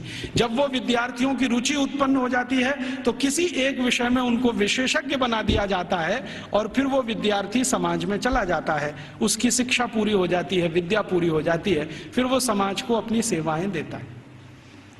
और वो एक बहुत महत्व की बात कह रहा है कि भारत के विद्यार्थी इन सब गुरुकुलों से जब पढ़कर निकलते हैं तो उनको संकल्प कराया जाता है, संकल्प कराया जाता है। और संकल्प क्या कराया जाता है? तो उनको ये कहा जाता है कि देखो, ये जो ब्रह्मांड जगत है, वो उसको अंग्रेजी में एक्सप्लेन कर रहा है, ठीक से नहीं कर पाया, कहीं गलती है वो मैंने ठीक कर दिया है, क्योंकि बहुत सारी चीजें उनके समझ की बाहर है जो हमारी समझ के लिए सामान्य है। क्योंकि हर सभ्यता में कुछ बातें विशेष होती हैं जो दूसरी सभ्यता में नहीं मिलती हैं, तो बाहर वाला आकर उसको जिस चश्मे से देखेगा, हमारा चश्मा उससे बिल्कुल अलग होगा। तो वो कह रहा है कि भारत में ऐसा बोलते हैं, मानते हैं कि ये जो ब्रह्मांड जगत है इसमें मनुष्य ही नहीं है, मनुष्येतर बहुत सारे प्राणी हैं, पक्षी हैं, जीव हैं, जंतु हैं, और सब भारतवासी मानते हैं कि सब में आत्मा है, सब में आत्मा है। और प्लेटो क्या कहता है? प्लेटो करे जरा इसका सोचो, वो रिपब्लिक में लिख रहा है और लॉज में उसको रिपीट किया है। वो ये कहता है आत्मा सिर्फ राजा में होती है, प्रजा में आत्मा ही नहीं होती। प्लेटो का है, ये मेरा नहीं। वो कहता है आत्मा सिर्फ राजा में है, प्रजा में आत्मा है ही नहीं, इसलिए कानून सब प्रजा के लिए हैं, आदेश देने का अधिकार राजा को है। और प्लेटो तो कहता है कि राजा के मुंह से जो निकल गया वही कानून, प्रजा को उसी का पालन करना है। अच्छा, फिर प्लेटो ने स्ट्रेटिफिकेशन किया है कि राजा तो एक वर्ग है, उसके नीचे के वर्ग के उसने वर्गीकरण किया है कि प्रजा में पहला कौन, तो कहता है कि ये जो उद्योगपति हैं, व्यापारी हैं, धंधा करने वाले, ये पहले स्तर के। दूसरे स्तर पर कौन, तो अध्यापक हैं और कारीगर हैं और म्यूजिशियन हैं, संगीतकार हैं, पेंटर हैं, आगे आदि 2। तीसरे नंबर पर कौन, तो तीसरे नंबर पर खेत में काम करने वाले मजदूर हैं, फैक्ट्री में काम करने वाले मजदूर हैं वो। चौथे नंबर पर कौन, तो कहता है स्त्रियां, महिलाएं, वो चौथे नंबर पे। आखिरी 5वां कोई नंबर नहीं है वहां। तो वो कहता है प्लेटो कि मैं कभी कभी कल्पना करता हूं कि प्रजा में गलती से आत्मा आ गई तो स्त्रियों में तो कभी नहीं आती, इसलिए वो लॉज में लिख रहा है कि कभी भी किसी न्यायाधीश को किसी स्त्री की गवाही पर विचार ही नहीं करना चाहिए, क्योंकि स्त्री को सत्य का ज्ञान नहीं है, उसको विवेक नहीं है, क्योंकि उसको आत्मा नहीं। तो आप जानते हैं ये जो मॉडर्न जस्टिस माने जुडिशियल सिस्टम निकला, जिसमें से आईपीसी, सीआरपीसी और सीपीसी आया और हमने बिना सोचे समझे उसको अपने देश में अपनाया, इस जुडिशियल सिस्टम में 1950 तक किसी महिला की गवाही को माना ही नहीं जाता था। यूरोप में अदालत में चलने वाले किसी भी मुकदमे में किसी महिला की गवाही नहीं मानी जाती थी। तो क्या हुआ, फिर यूरोप में एक बगावत हुई जिसको वीमेन्स लिव कहा जाता है, स्त्री मुक्ति, और इसका नेतृत्व किया एक फ्रांसीसी लेखिका ने, उसका नाम था सिमोन द बोउआर। उसके एक गुरु हुआ करते थे ज्यों पाल सार्त्र, जिनको आधुनिक दार्शनिकों में बहुत ऊंचा स्थान मिला हुआ है। तो सिमोन द बोउआर ने सालों साल आंदोलन चलाया, तब फ्रांस में इतना हुआ कि किसी 3 स्त्री की गवाही एक पुरुष के बराबर है, इतना हुआ, बस इतना ही हुआ। और उसके बाद सिमोन द बोउआर मर गई और वो कहती थी कि मैं इतना ही करा पाई, यही मेरे लिए बहुत है कि कम से कम अदालत ने 3 महिलाओं की गवाही एक पुरुष के बराबर तो मानी। और प्लेटो चूंकि ये कहता था कि स्त्री में आत्मा नहीं होती है, तो 1950 तक यूरोप के किसी भी देश में महिलाओं को वोट डालने का अधिकार नहीं था। वोट डालने का तो छोड़ दो, बैंक में अकाउंट खोलने का अधिकार नहीं था किसी महिला को। अकाउंट खुलेगा तो उसके पति का खुलेगा, महिला का नहीं खुलेगा। और जो विधवा है तो उसके बेटे के नाम से खुलेगा, महिला के नाम से नहीं खुलेगा। जो बेटा ही नहीं है तो पड़ोसी के बेटे के नाम से खुलेगा। हाँ, उसके नाम से बैंक अकाउंट नहीं खुल सकता। और 1950 तक यूरोप के किसी भी शहर में महिला घर से अकेली नहीं निकल सकती। क्यों? आत्मा नहीं है तो पता नहीं कहां जाएगी। तो इसलिए उसके साथ में पुरुष का होना जरूरी है, वो चाहे 3 साल का ही क्यों ना हो। और प्लेटो ने लिख दिया ना स्त्री में आत्मा नहीं होती, तो सारे यूरोपियन दार्शनिकों ने कहा है कि स्त्री तो मेज कुर्सी जैसी होती है, जब तक इस्तेमाल करो अच्छी लगती है, नहीं लगती बाहर फेंक दो, दूसरी ले आओ। ये है उनकी फिलॉसफी। तो मैकॉले ये सब वर्णन कर रहा है कि हम तो सोच ही नहीं सकते हैं हमारे यहाँ महिलाएं गुरुकुल की आचार्य हो सकती है। वो कह रहा है भारत में आधे से ज्यादा गुरुकुलों की आचार्य महिलाएं, आधे से ज्यादा। और वो कह रहा है कि ये सिर्फ गुरुकुलों की नहीं, हायर स्टडीज सेंटर में भी यही है। तो उसको पूछा जा रहा है कि ये भारत में ऐसा कैसे हो गया, महिलाओं को इतनी शिक्षा मिल गई, इतनी ऊपर आ गई। तो वो कहते हैं भारत वाले बिल्कुल विचित्र हैं, ये कुछ और मानते हैं। हम मानते हैं कि स्त्री में आत्मा नहीं होती, भारत वाले कहते हैं कि स्त्री परमात्मा के सबसे नजदीक होती है, क्योंकि उसमें पुरुष से कुछ गुण ज्यादा होते हैं। हमारे सभी शास्त्रों में आप ये देख सकते हैं, चाहे ऋग्वेद में देखना हो तो देख लीजिए। ऋग्वेद के कई सूत्र ऐसे हैं जो ये बताते हैं कि स्त्री पुरुष से ऊंची है, क्योंकि उसमें ईश्वरीय गुण हैं। और आज की जो मॉडर्न साइंस है ना, इसने इसको दूसरे तरह से कहा है कि स्त्री में एक क्रोमोसोम ज्यादा होता है, वही सारा खेल खेलता है, पुरुष में नहीं है। स्त्री तय करती है कि बच्चा होगा या नहीं होगा, पुरुष में कोई दम नहीं है। तो ये आज की मॉडर्न साइंस कहती है। हमारी साइंस तो बहुत पहले कह चुकी है कि स्त्री ईश्वर के सबसे नजदीक है। हमारे कई शास्त्रों में ऐसे सूत्र हैं जो ये कहते हैं कि जब समाज को ये पता ना चले कि क्या करना क्या नहीं करना, तो स्त्रियों से पूछो, वो बताएंगी कि क्या करना। क्यों? क्योंकि उनको फंक्शनल नॉलेज सबसे ज्यादा होती है। फंक्शनल नॉलेज हम समझते हैं, जो क्रियात्मक ज्ञान है, जिससे कुछ हो जाता है, ऐसा ज्ञान उनको सबसे ज्यादा है। और फालतू ज्ञान पुरुषों को बहुत होता है। और उसका तमाशा देखना हो तो भारत की संसद को देख लो।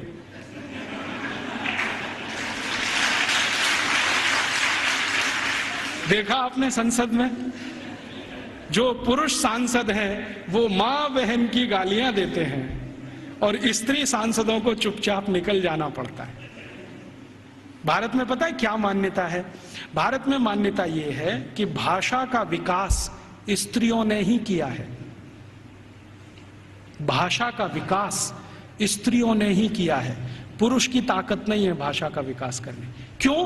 क्योंकि भारतीय भाषाओं में, भारतीय भाषाएं पता है, संस्कृत, तमिल, तेलुगु, कन्नड़, मलयालम, बंगाली माने बंगला, आसामी, उड़िया, ये सब भारतीय भाषाएं।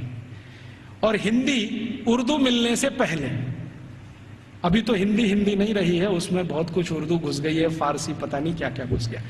तो हिंदी उर्दू मिलने से पहले और बाकी सब भारतीय भाषाएं। आपको मालूम है इनमें गालियां नहीं है,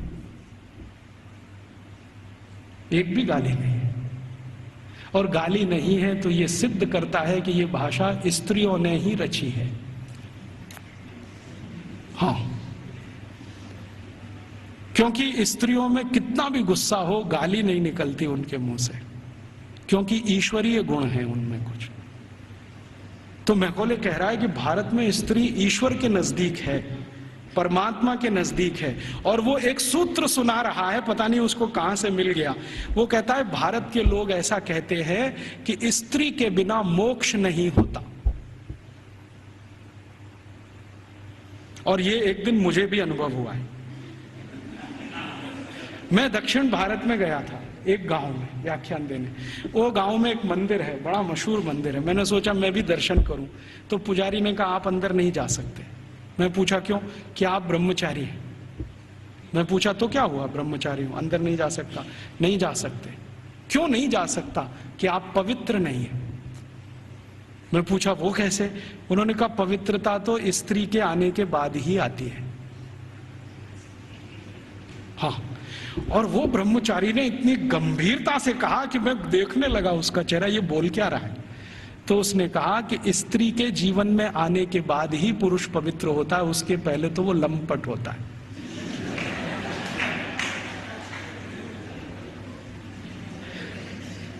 तो मंदिर में मुझे घुसने नहीं दिया उसने। और वो कहता आप तो क्या, हजारों साल से यहां कोई भी व्यक्ति बिना पत्नी के मंदिर में गया नहीं है। तो मैंने कहा ठीक है, फिर कभी हो तो सोचूंगा। तो मैं वापस चला आया। ये बात को मैकॉले बोल रहा है वहां कि भारतवासी बोलते हैं कि मोक्ष स्त्री के साथ ही होता है। और हमारे सभी ऋषि मुनि गृहस्थ थे, सदगृहस्थ थे, ब्रह्मचारी नहीं थे। मैंने जितने ऋषि मुनियों को आज तक पढ़ा है, सबको तो नहीं पढ़ा लेकिन जितने को पढ़ा है सब गृहस्थ थे। इसलिए गृहस्थ आश्रम कोई ऊंची चीज है हमारे यहाँ। तो ये वो बोलता है कि जब ऊंची चीज आपके पास है तो उससे और ऊंची प्राप्त करने की ताकत है। जो ऊंची नहीं है तो ज्यादा ऊंची तो मिलेगी नहीं। तो भारत में तो स्त्री का ये हैसियत है कि वो अगर नहीं है तो परिवार नहीं है, समाज नहीं है, संस्कार नहीं है, भाषा नहीं है, ज्ञान नहीं है। इसलिए भारत में स्त्रियां तो बहुत ऊंची है। फिर वो कहता है कि हमारे यहाँ इंग्लैंड में तो गांव गांव में स्त्रियों को मारते पीटते हैं, जला भी दे देते हैं। आपको मालूम है यूरोप में 2500 साल एक परंपरा चली है विच हंटिंग। बहुत किताबें लिखी गई हैं इस पर, बहुत लिखा। विच हंटिंग समझते? विच माने क्या कहना चाहिए हिंदी में? डायन, डायन, डायन कहते हैं ना। डायन को ढूंढना और उसको मारना, ये बहुत बड़ा खेल चलता था यूरोप के सभी देशों में, Germany, France, Sweden, Switzerland, Denmark, Norway, सब देशों में, और 2500 साल चलता था। गांव में ढूंढ ढूंढ के ऐसी महिलाओं को मारा जाता था जिनके पति की मृत्यु हो गई हो, तो मान लिया जाता था ये तो विच हो गई है और इसको हंट करना है, माने मार देना है। उनको जिंदा जलाना, कभी उनको जमीन में खड्डा खोद के गाड़ देना, बाल पकड़ के उनको खींच लेना, तरह तरह के अत्याचार उनके ऊपर होते थे। और किस देश में किस साल में कितनी महिलाओं को विच हंटिंग किया गया, इसके रिकॉर्ड्स आजकल मैं इकट्ठे कर रहा हूं। तो हमारे यहां जब सती प्रथा की कहानी चर्चित हुई ना विलियम बेंटिंग के द्वारा, उसी साल में इंग्लैंड में 2700 से ज्यादा महिलाओं को डायन कह के मार डाला गया, उसी साल में। अब हुआ क्या कहानी में कि विलियम बेंटिंग ने अपने देश में जो 2500 से ज्यादा महिलाओं को डायन मरवाया कह के, उसकी चर्चा तो की नहीं आज तक। एक किसी महिला को इस देश में डायन सिद्ध करके मरवा दिया, उसको इतना ग्लोरीफाई कर दिया कि भारत के सभी गांवों में यही होता है। और विलियम बेंटिंग को तो कुछ समझ भी नहीं थी, अकल भी नहीं थी। अभी थोड़े दिन पहले इस प्रश्न का मुझे उत्तर मिला। भारत देश में आप जानते हैं कि 4500 से ज्यादा वनवासी जातियां हैं, 4556 हैं कुछ वनवासी जातियां। जैसे गोंड हैं, वो एक वनवासी जाति है। ऐसे ही गोंड जैसे 4500 से ज्यादा समूह हैं। इनके बीच में मैं पिछले कुछ सालों से घूम रहा हूं और मैंने वहां देखा कि सती का मतलब क्या होता है, सती कहते किसको है। एक बार गोंड लोगों के एक बहुत बड़े सम्मेलन में मैं गया और वहां किसी को सती किया जाना था। मैंने कहा चल के देखूं ये होता क्या है सती होना। तो वहां हुआ ये था कि एक महिला के पति का देहांत हो गया, स्वर्गवास हो गया, और पति का स्वर्गवास हो गया तो उसकी अंतिम यात्रा के लिए गांव के लोग जा रहे हैं। अंतिम संस्कार वो ऐसे ही करते हैं जैसे हम करते हैं, अग्निदाह करते हैं, लकड़ियां इकट्ठी करते हैं। तो मैंने देखा कि उसकी पत्नी आती है और उसके चारों तरफ प्रदक्षिणा करती है और संस्कृत के मंत्र बोलते हैं। कभी कभी उनको भूल जाएं तो वो अपनी भाषा के मंत्र बोलने लगते, लेकिन मंत्र उच्चार होता है, बराबर होता है, पूरे समय होता है। जितने समय तक लाश जलती है तब तक वो मंत्रोच्चार करते रहते हैं, कुछ ना कुछ बोलते हैं। तो मंत्रोच्चार हो रहा है, पत्नी उसकी प्रदक्षिणा कर रही है, तो एक चक्कर उसने लगाया और उनकी अपनी भाषा में सबके सामने हाथ जोड़कर कहा कि आज मेरे पति का स्वर्गवास हुआ है, समाज में ऐसा कौन सा समूह है जो मेरी सुरक्षा की जिम्मेदारी लेगा। वो प्रश्न पूछ रही है और बड़े सुंदर शब्दों में वो कह रही है कि भारत के शास्त्रों ने हमेशा स्त्री को सुरक्षित रहना ये आवश्यक है क्योंकि उसको जीवन बढ़ाना है, तो इसलिए उसको सुरक्षा की जरूरत है। प्राकृतिक सुरक्षा भी चाहिए, दूसरे तरह की भी सुरक्षा चाहिए। क्या मेरी बेटियां जिम्मेदारी लेंगी? बेटियों ने हां बोल दिया तो आ जाएगी, नहीं बोला तो फिर चौथा चक्कर लगाएगी। फिर वो पूछेगी कि क्या समाज के प्रतिष्ठित लोग, जिनको हम क्या कहें महाजन लोग मेरी जिम्मेदारी लेंगे? अगर उन्होंने हां बोल दिया तो आ जाएगी, ना बोल दिया तो फिर चक्कर लगाएगी पांचवा। फिर वो पूछेगी कि इस समाज के आचार्य लोग, उपाचार्य लोग मेरी जिम्मेदारी लेंगे? अगर हां बोला तो उनके पास आ जाएगी, नहीं तो वापस। और आखिरी चक्कर सातवां जब लगाएगी तो वो पूछेगी कि क्या पुरोहित हम समझते हैं पूजा पाठ करें, क्या पुरोहित मेरी जिम्मेदारी लेंगे? अगर पुरोहितों ने हां बोला तो उनके पास आएगी, नहीं तो चक्कर लगा के गांव छोड़ के चली जाएगी और गांव कहेगा कि वो सती हो गई। ये है सती होना। और इसको बिगाड़ दिया अंग्रेजों ने। क्या कहा कि उसको जबरदस्ती चिता में धकेल देंगे और ये कर देंगे। फिर वो जाती कहां है, उसके पीछे पीछे मैं गया तो उस गांव का कोई मंदिर होगा, वहां जाएगी और अपना बाकी जीवन उसी मंदिर में बिताएगी। वो ये कहती है कि जब कोई जिम्मेदारी नहीं लेगा तो अब भगवान मेरे लिए जिम्मेदारी लेंगे, तो मंदिर में जाके पूजा करेगी, पाठ करेगी, अपना जीवन उसी से चलेगा उसका।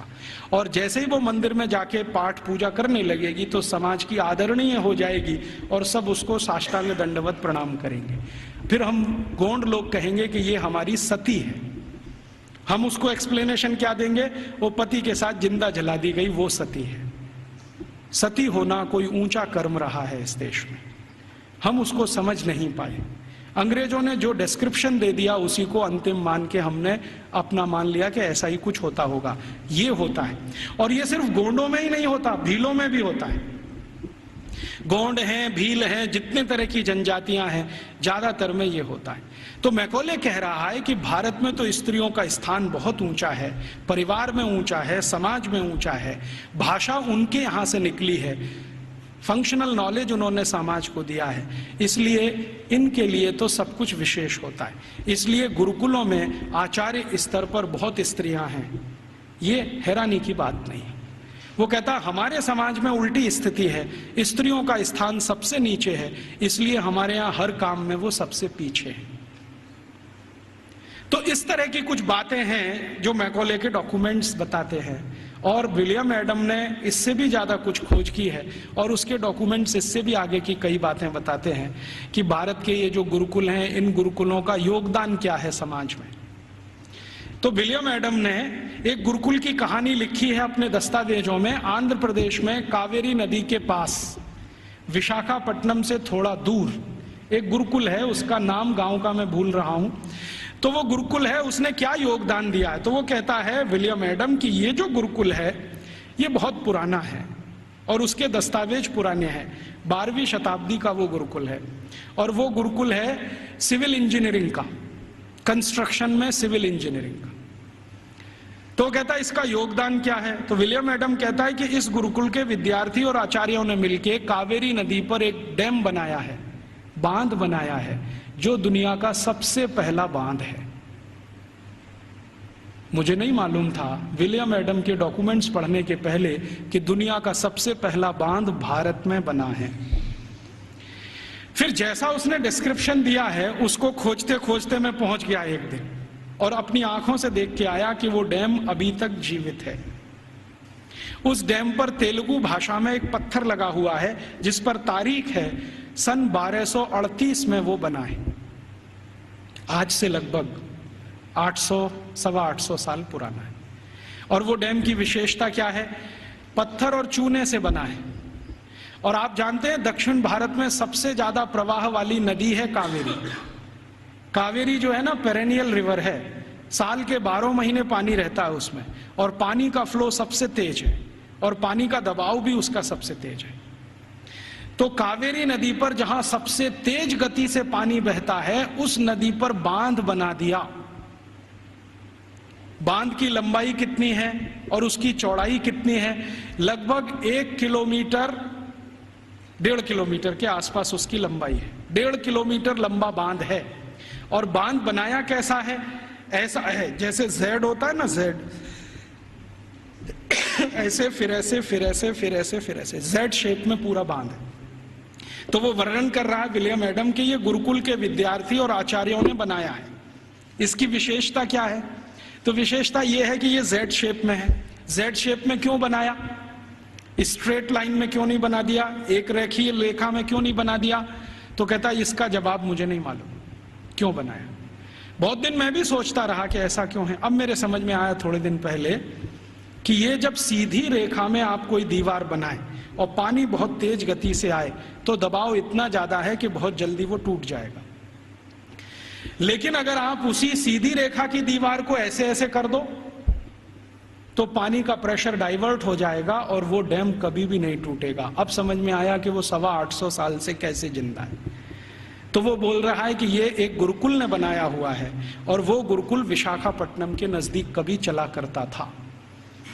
मैं जब गया इसको देखने के बाद हैदराबाद लौटा तो उनकी जो आर्काइव्स है उसमें गया, तो आर्काइव्स में उसके डॉक्यूमेंट्स मुझे मिल गए, और गजट में भी इसके बारे में वर्णन है।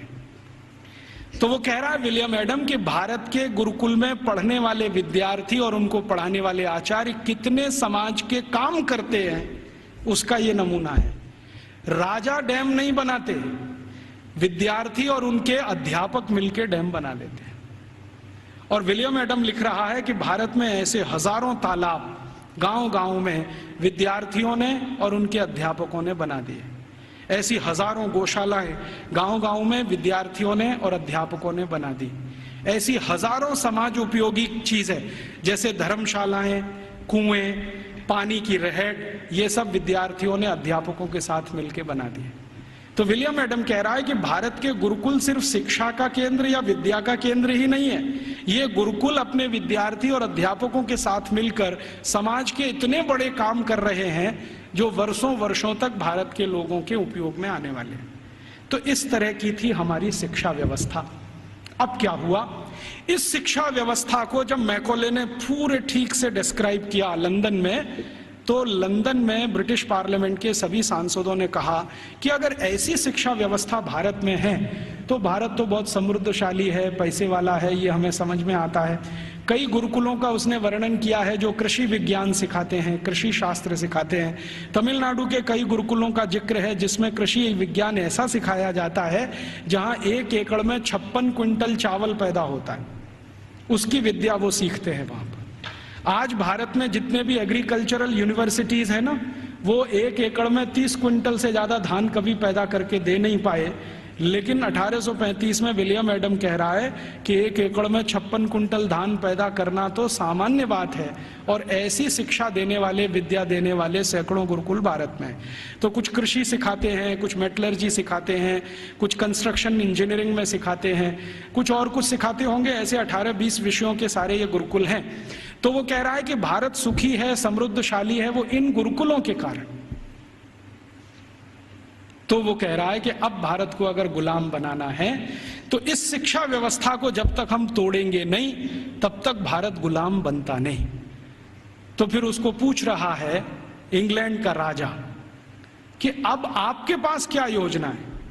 तो कह रहा है कि मेरे पास एक योजना है कि हमारी जो सरकार भारत में चल रही है उसको आदेश दिया जाए कि भारत के ये जो गुरुकुल हैं, इंडिजिनस एजुकेशन सिस्टम वो कहते हैं इसको, भारत का स्थानीय शिक्षा तंत्र। तो कह रहे हैं जो इंडियन एजुकेशन सिस्टम है या इंडिजिनस एजुकेशन सिस्टम है, इसको कानून बनाकर हम गैर कानूनी घोषित कर देंगे, इलीगल, कि ये सब कुछ अवैधानिक है, गैर कानूनी। उसके लिए कानून बना देंगे लंदन में, यहां से वो चला जाएगा भारत में, उसको लागू करा देंगे। थोड़े दिन में ये सब गुरुकुल बंद हो जाएंगे, क्योंकि हमारे पास जब कानून आ जाएगा तो कानून के डंडे से हम इनको बंद करा देंगे कि ये इलीगल है, बंद करो। नहीं बंद करेंगे तो दंड देंगे उनको। थोड़े दिन में दंड देते देते अपने आप बंद हो जाएंगे। तब अंग्रेजों की संसद ने एक कानून बनाया जिसका नाम है इंडियन एजुकेशन एक्ट, और वो पारित हुआ, बाद में भारत की संसद में पारित हुआ और उसको लागू किया गया। तो उसमें तय ये किया गया कि जितने भी गुरुकुलों में संस्कृत माध्यम से विद्या सिखाई जाती है वो सब गैर कानूनी। फिर कहा गया कि जितने भी गुरुकुलों में स्थानीय भाषाओं की मदद से, जैसे तेलुगु, तमिल, कन्नड़, मलयालम, मराठी, गुजराती, इनके माध्यम से विद्या दी जाती है, वो भी गैर कानूनी। तो कानूनी क्या? कानूनी वो जहां अंग्रेजी के माध्यम से शिक्षा दी जाती है, वो कानूनी। तो मैकॉले ने क्या किया, ये कानून लागू करा के फिर भारत के गुरुकुलों पर डंडा चलाया, बुलडोजर चलवाए, एक एक करके उनका नाश किया। जहां गुरुकुल बंद नहीं हो पाए वहां के अध्यापकों को जेल में डाल दिया, विद्यार्थियों को जेल में डाल दिया।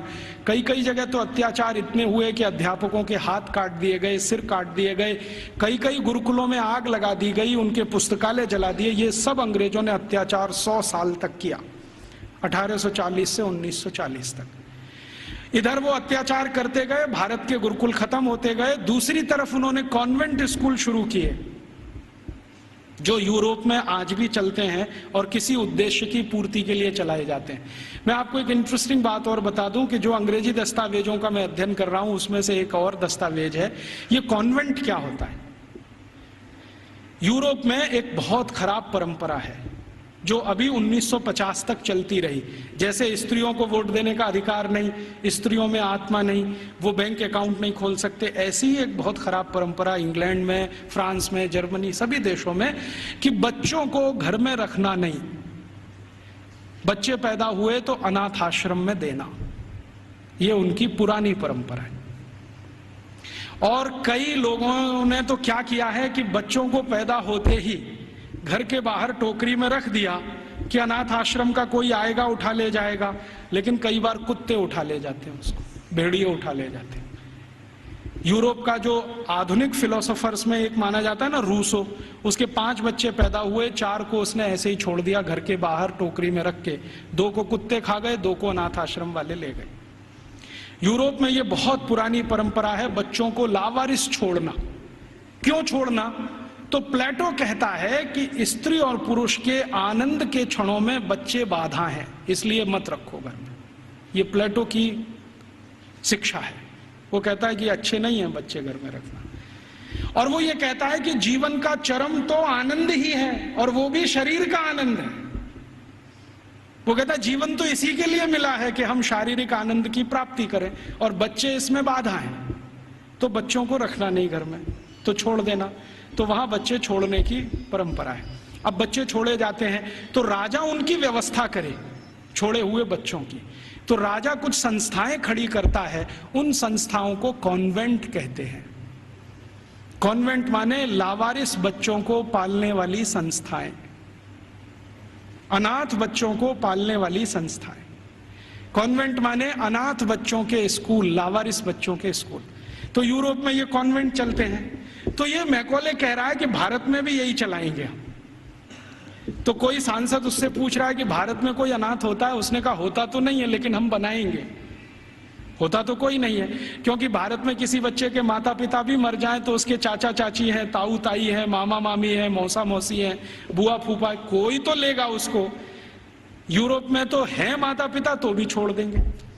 तो यूरोप में ये जो लावारिस बच्चे हैं, इनको पालने के लिए कॉन्वेंट खड़े किए जाते हैं। कॉन्वेंट को चलाने वाले ज्यादातर क्रिश्चियन इंस्टीट्यूट होते हैं या चर्च होता है। राजा चर्च को दान देता है और उस पैसे से ये सब चलते हैं।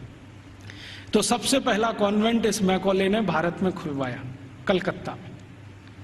और उस कॉन्वेंट में कोई पढ़ने नहीं आता था, तो इसने दूसरा कानून बनवाया कि जो भारतवासी ईस्ट इंडिया कंपनी और अंग्रेज सरकार की नौकरी करेंगे और कलकत्ता में रहेंगे, उनको अपने बच्चे यहां भेजना आवश्यक है, नहीं तो नौकरी जाएगी। तो जबरदस्ती भारतवासी जो उनके यहाँ काम करते थे, उन्होंने अपने बच्चे भेजना शुरू किया। फिर धीरे धीरे एक कॉन्वेंट से 2 हुआ, 2 से 3 हुए, 3 से 10, 10 से 20, 50, 100, अब हजारों हो गए। अब भारत में ऐसा कोई गांव नहीं जहां कॉन्वेंट नहीं। तो मैकॉले ने एक विष बीज डाल दिया जो अभी वट वृक्ष बन के फैल गया। अब तो ऐसे ऐसे कॉन्वेंट स्कूल हैं इस देश में, बजरंगबली कॉन्वेंट स्कूल। आपको देखना हो तो मैं दिखा सकता हूं आपको। बंबई में है, ग्रांट रोड के पास है, रेलवे स्टेशन से बिल्कुल सटा हुआ, बजरंगबली कॉन्वेंट स्कूल। हाँ, और एक कॉन्वेंट स्कूल है संतोषी माता कॉन्वेंट स्कूल, एक है सरस्वती देवी कॉन्वेंट स्कूल, एक महावीर स्वामी कॉन्वेंट स्कूल खुला है अभी बेंगलोर में, जबरदस्त। अब इनको पूछो चलाने वालों को कि बजरंगबली का कॉन्वेंट से क्या रिश्ता है, या सरस्वती देवी कब कॉन्वेंट स्कूल में पढ़ने गई थी। मूर्खों के मूर्ख इस देश में पैदा हो गए, ना तो अंग्रेज हैं ना तो हिंदुस्तानी हैं, खिचड़ी बन के इस समाज में पड़े हुए हैं। ना उसमें से आप चावल निकाल सकते हैं, ना मूंग की दाल का दाना निकाल सकते। ये खिचड़ी लोगों ने देश का सत्यानाश कर दिया। ये सब मैकॉले की संतान है। मैकॉले तो छोड़ गया कुछ। जब अंग्रेज गए थे ना, तो रिकॉर्ड्स बताते हैं कि 350 कॉन्वेंट स्कूल थे 15 अगस्त 1947 तक। अब शायद वो 30-35 हजार हो गए हों, तो कोई आश्चर्य की बात नहीं। अब यूरोप में जो कॉन्वेंट स्कूल हैं, वैसी ही शिक्षण यहां हो रहा है। यूरोप में क्या होता है ना, मैंने आपसे कहा कॉन्वेंट माने लावारिस बच्चों के स्कूल। तो वहां जो बच्चे पढ़ने आते हैं, उनको सिखाया जाता है कि देखो ये जो अध्यापक है वो अध्यापक नहीं है, ये फादर है, ये मदर है, क्योंकि असली का पता नहीं।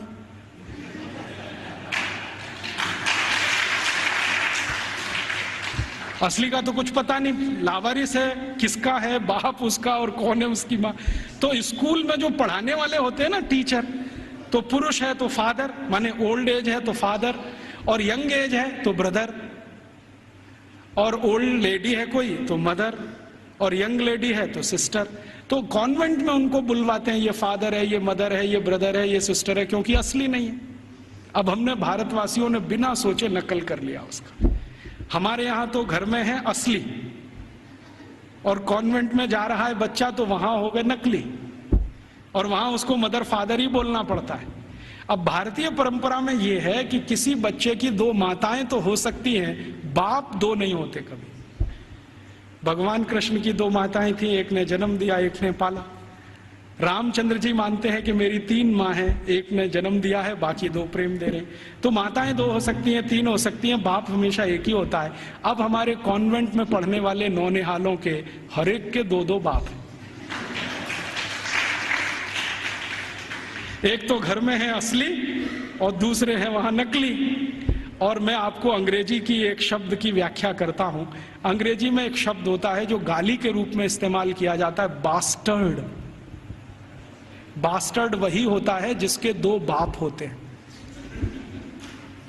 तो हमने अपने अपने नौनिहालों को सबको बास्टर्ड बनाने का धंधा शुरू कर दिया है और बड़े गर्व से कहते हैं मेरा बेटा सेंट मैरी कॉन्वेंट में जाता है, जीसस कॉन्वेंट में जाता है, फलाने कॉन्वेंट में, ढिमा के कॉन्वेंट में।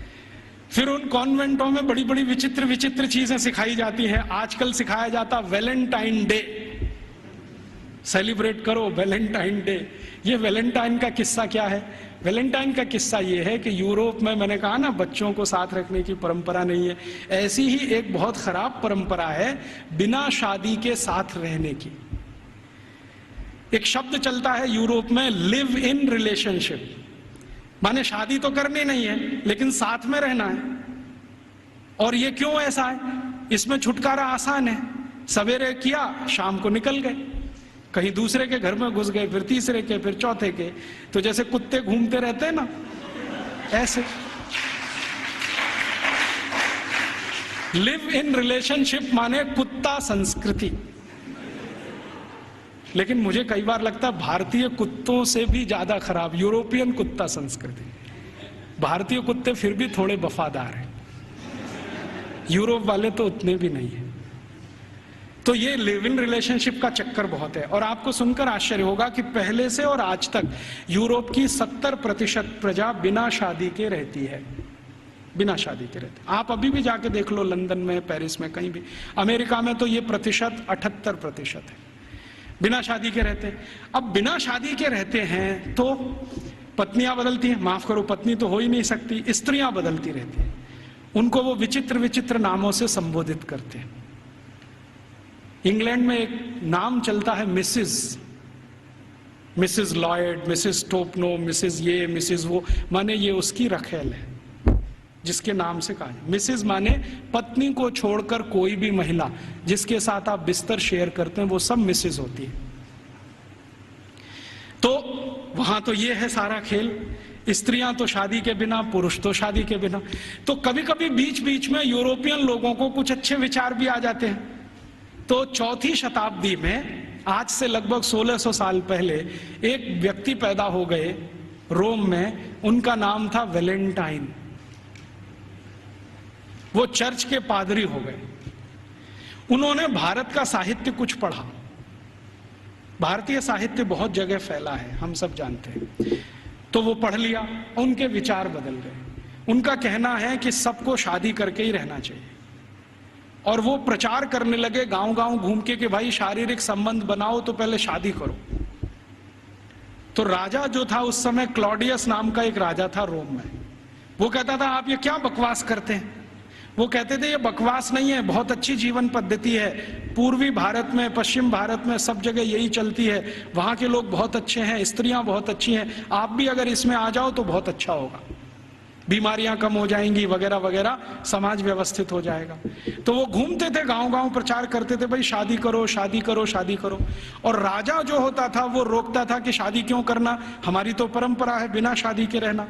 तो राजा और वैलेंटाइन का झगड़ा चलता था।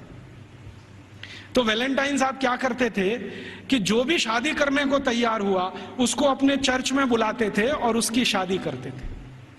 यह सिलसिला उन्होंने 20-25 साल चलाया। अब वो राजा बहुत परेशान हो गया, तो एक दिन उसने वैलेंटाइन को फांसी पर लटकाने का आदेश दे दिया। तो 14 फरवरी सन 498 को वैलेंटाइन को फांसी पर लटका दिया गया। तो जिनकी उन्होंने शादियां कराई थी वो बहुत दुखी हो गए, तो उनकी याद में उन्होंने वैलेंटाइन डे मनाना शुरू कर दिया। तो ऐसे वैलेंटाइन डे आया। अब उनके कॉन्वेंट में वैलेंटाइन डे मनाते हैं, अब हमारे भी कॉन्वेंट में चालू हो गया वैलेंटाइन डे, वैलेंटाइन डे। यहाँ तो कोई समस्या नहीं है शादी करके रहने की, वहाँ तो शादियाँ ही नहीं होती हैं। अब हमारे स्कूलों में वैलेंटाइन डे मनाता है, तो बच्चे क्या करते हैं, ग्रीटिंग कार्ड खरीदते हैं, अपनी अम्मा को देते हैं, would you be my valentine, फिर बाप को भी दे देते हैं, would you be my valentine. इन मूर्खों को पता ही नहीं कि वैलेंटाइन थे कौन, इसका मतलब क्या है। अम्मा को पूछ रहे हैं would you be my Valentine. अभी थोड़े दिन पहले बंबई में मैं एक बुजुर्ग आदमी को मिला जिनकी 75 साल की उम्र है, उनके पास 18 ग्रीटिंग कार्ड आए वैलेंटाइन डे पर, और सब में एक ही बात, would you be my Valentine. 75 साल के बुजुर्ग आदमी से लड़कियां पूछ रही है would you be my Valentine. ऐसा अधकचरापन है। ये सब कॉन्वेंट में से हमारे बच्चे सीख सीख के निकल रहे हैं। और इन कॉन्वेंट स्कूलों में क्या क्या सब सिखा दिया। वो कहता था ना मैकॉले ये कहता था कि ये जो कॉन्वेंट स्कूल हम चलाएंगे, इनमें शिक्षा मिले ना मिले, संस्कार अंग्रेजियत के हम जरूर देंगे। तो क्या होगा, तो कह रहा है वो कि भारतवासी जितने साल इसमें से पढ़कर निकलेंगे ना, तो वो शरीर से दिखने में भारतीय होंगे, आत्मा से अंग्रेज हो जाएंगे, फिर यही हमारी मदद करेंगे और भारत को गुलाम बनाए रखने में व्यवस्था करेंगे। तो संस्कार देना है उनको तो अपना, तो वो दे रहे हैं। अब वह जो कॉन्वेंट में वैलेंटाइन डे सिखा दिया, फिर उन्होंने पता नहीं मदर्स डे सिखा दिया, फादर्स डे सिखा दिया। मदर्स डे पता है क्या होता है यूरोप में? यूरोप में एक और बहुत पुरानी परंपरा है, प्लेटो के समय से चली आ रही है, कि बच्चे जब पैदा हुए ना तो घर में तो रखने नहीं है, बाहर छोड़ देने हैं। तो उन बच्चों को माँ का दूध नसीब नहीं है, तो चर्च में जो होती है ना, सिस्टर्स होती है, वो अपना दूध उनको उपलब्ध कराती है। अब आप में से कई लोगों को यह प्रश्न होगा कि बायोलॉजिकली ये संभव कैसे है? वो नर्स तो मां बनी नहीं, तो उसको दूध कैसे आएगा?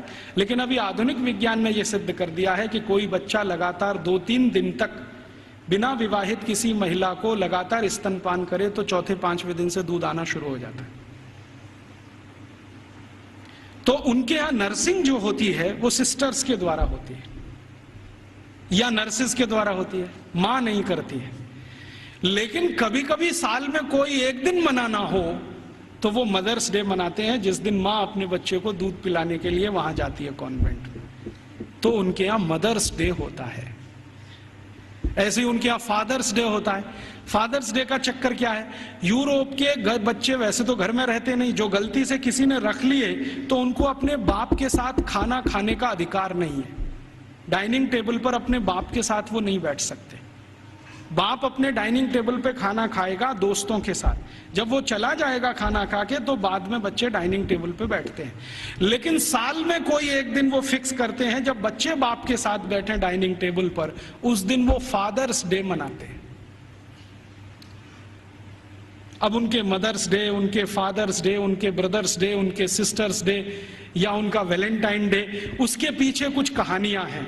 हम बिना सोचे समझे अंधों की तरह से इस पे लग गए। कई बार मैं देखता हूं अजमेर जैसे शहर में, जयपुर जैसे शहर में मदर्स डे पे रैली निकाली जा रही है, प्ले कार्ड लेके बच्चियां अपने अपने हाथ में जा रही हैं, स्कूल कॉलेज उनका छुड़वा दिया जाता है, और ये सब मूर्ख सरकारी अधिकारी किया करते हैं। फिर फादर्स डे पे निकालते हैं, फिर इस पे निकालते हैं, ये सब तमाशेबाजी। ये मैकॉले हमारे यहाँ छोड़ के गया, और वो बार बार कहता था कि हमें संस्कार देना है, शिक्षा दे पाए ना दे पाए वो महत्व का नहीं, अंग्रेजियत का संस्कार देना है। तो वो दे गया। अब वो हमारे खून में घुस गया, और इतना घुस गया है कि कुछ समझ में नहीं आता ये निकले कैसे। कई बार मैं किसी के घर में जाता हूं तो पिताजी का नाम है रामदयाल, माताजी का नाम गायत्री देवी, बेटे का नाम टिंकू। अब मैं पूछता हूं कि ये रामदयाल और गायत्री देवी का टिंकू कहां से आ गया, या रामदयाल और गायत्री देवी की बेटी का नाम डिम्पल, ट्विंकल, बबली, डबली। क्या है बबली का मतलब, क्या है डबली का मतलब? इस तरह के नाम हमने रखे हुए। घुस गई अंग्रेजियत हमारे घर में। हम सब मातृभाषा में हिंदी हैं और रोज घर में बोलते हैं, हो Rajiv Dixit, she is my missus. तो मैं पूछता हूं, really she is your missus? क्योंकि यूरोप में मिसेस का माने धर्म पत्नी को छोड़कर कोई भी महिला, और उनकी धर्मपत्नी कहती है, ओ Rajiv Dixit, he is my mister. तो मैं पूछता हूं रियली?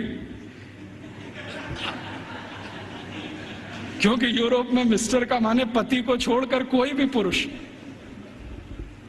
और मिस तो बहुत ही खराब है। मिस है फ्रेंच शब्द है। मिस का माने एक ऐसी महिला जो जिंदगी भर वैश्यावृत्ति करे, शादी ना कर सके, वो मिस है। हम बड़े गर्व से लिखते हैं मिस फलाना, मिस ढिमाका, मिस ये, मिस वो, बिना सोचे समझे। और सबसे खतरनाक शब्द यूरोप में है अंकल। सबसे खतरनाक है, क्योंकि जिसके बारे में आपको कुछ बताना ही नहीं हो उसको अंकल बोल दो, जिसके बारे में नहीं बताना हो उसको आंटी बोल दो। हमारे यहाँ अंकल आंटी कैसे हो सकते हैं? या तो चाचा होंगे, या तो काका होंगे, या तो मामा होंगे, या तो मौसा होंगे, या तो ताऊ होंगे। सब कुछ हमारे यहाँ निश्चित है। अंकल तो बहुत ही अनिश्चित शब्द है, आंटी तो और भी। मैं कॉलेज छोड़ गया तो हमने अपने बच्चों से मम्मी बोल, डैडी बोल, ये बुलवाना शुरू कर दिया। मम्मी का मतलब है मरा हुआ, और डैडी मरे हुए जैसा, और बड़े शौक से बुलवाते मम्मी बोल, डैडी बोल। अब यूरोप में जो भूषा थी ना, वो हमारे कॉन्वेंट में घुस गई। यूरोप में क्या टाई लगाना है, सूट पहनना है, क्योंकि ठंड बहुत है। हमने यहाँ 50 डिग्री टेम्परेचर वाले अजमेर में भी टाई लगवा दिया सबको।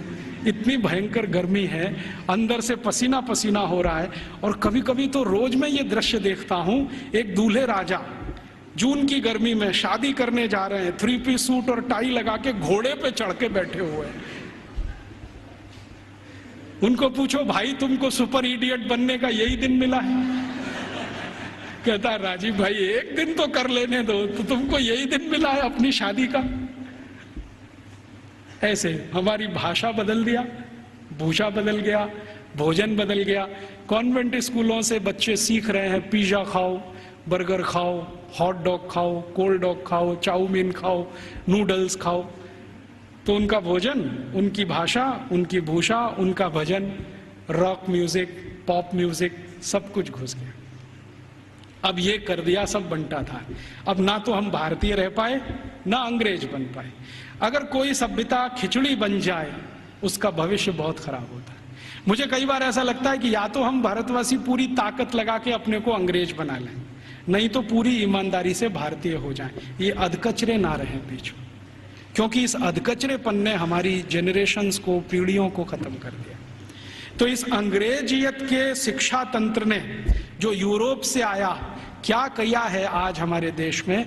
एक दो और उदाहरण देता हूं। कॉन्वेंट स्कूलों में किताबें पढ़ाई जाती हैं जिनमें बिल्कुल स्पष्ट बच्चों को सुनाया जा रहा है, पढ़ाया जा रहा है कि भगत सिंह तो आतंकवादी, ऊधम सिंह तो आतंकवादी, चंद्रशेखर तो आतंकवादी, और महाराजा रणजीत सिंह तो लुटेरे। आप जानते हैं सिख समाज के बहुत प्रतिष्ठित धर्मगुरु महाराजा रणजीत सिंह, जिन्होंने न सिर्फ अंग्रेजों से लोहा लिया बल्कि मुसलमानों से भी इस देश को बचाया, उनको लुटेरा। हमारे भारत में एक जाति है जिसको जाट कहते हैं। जाटों के बारे में अंग्रेज ये कहा करते थे कि इनकी ताकत बहुत है, इसलिए उन्होंने जाट रेजिमेंट बनाया। आपको मालूम है जाट रेजिमेंट? ऐसे ही जाटों के पैरेलल महाराष्ट्र में है मराठा, वो भी एक तरह से जाट ही हैं। तो मराठा रेजिमेंट बनाया, जाट रेजिमेंट बनाया, क्योंकि इनमें ताकत बहुत है। इनका जो डीएनए है ना, बहुत स्पेशल किस्म का है। लड़ना, लड़ाना, मारना, मरना, उनको इसमें मजा आता है। कभी भी अपनी जान की परवाह नहीं करेंगे, हाँ किसी के लिए भी जान दे देंगे, ऐसे लोग। तो जाटों को अंग्रेजों ने लिख मारा और कॉन्वेंट स्कूलों में पढ़ाया जा रहा है अंग्रेजों के जर खरीद गुलाम। अब ये बच्चे बार बार पढ़ रहे हैं, रोज रोज पढ़ रहे हैं, रोज रोज पढ़ रहे हैं, रोज रोज पढ़ रहे हैं, तो थोड़े दिन में मान ही लेंगे कि हाँ भगत सिंह तो आतंकवादी था, ऊधम सिंह भी आतंकवादी था। क्योंकि एक झूठ को आप बार बार कहो, बार बार कहो, बार बार कहो, तो 10-20 साल में सत्य तो हो ही जाएगा। एक कॉन्वेंट स्कूल की हिस्ट्री की किताब में मैं पढ़ के आया, और वो किताब मैंने संभाल के रखी हुई है। झांसी की रानी लक्ष्मीबाई ने भारत की आजादी के लिए कुछ नहीं किया, और उसका जीवन चरित्र लिखा गया है कि वो एक अंग्रेज अधिकारी जॉन लेक के प्रेम और मोहब्बत में ही फंसी रही जिंदगी भर। झांसी की रानी लक्ष्मीबाई के बारे में ऐसी सब चीजें पढ़ाई जा रही हैं। और धीरे धीरे हुआ क्या है, इन कॉन्वेंट स्कूलों के बनाए हुए सिलेबस को भारत सरकार ने सारे देश का सिलेबस बना दिया है, पूरे देश का। अब संसद में भले ही कितना हंगामा हो, लेकिन सरकार कहती है जी सत्य तो यही है, क्योंकि अंग्रेजों ने लिखा है। और हमारे प्रधानमंत्री भी कहते हैं सच्चे सत्यवादी तो अंग्रेज ही थे जो हमको ये सब सिखा के गए। ये स्थिति हमारे देश की है। तो ऐसी गंभीर स्थिति में हम सबको सोचना है, आज शिक्षक दिवस है, तो हम सब सोचें कि इस शिक्षा का क्या करें जो यूरोप से आई है और हमारे देश में जड़ जमा के बैठ गई है।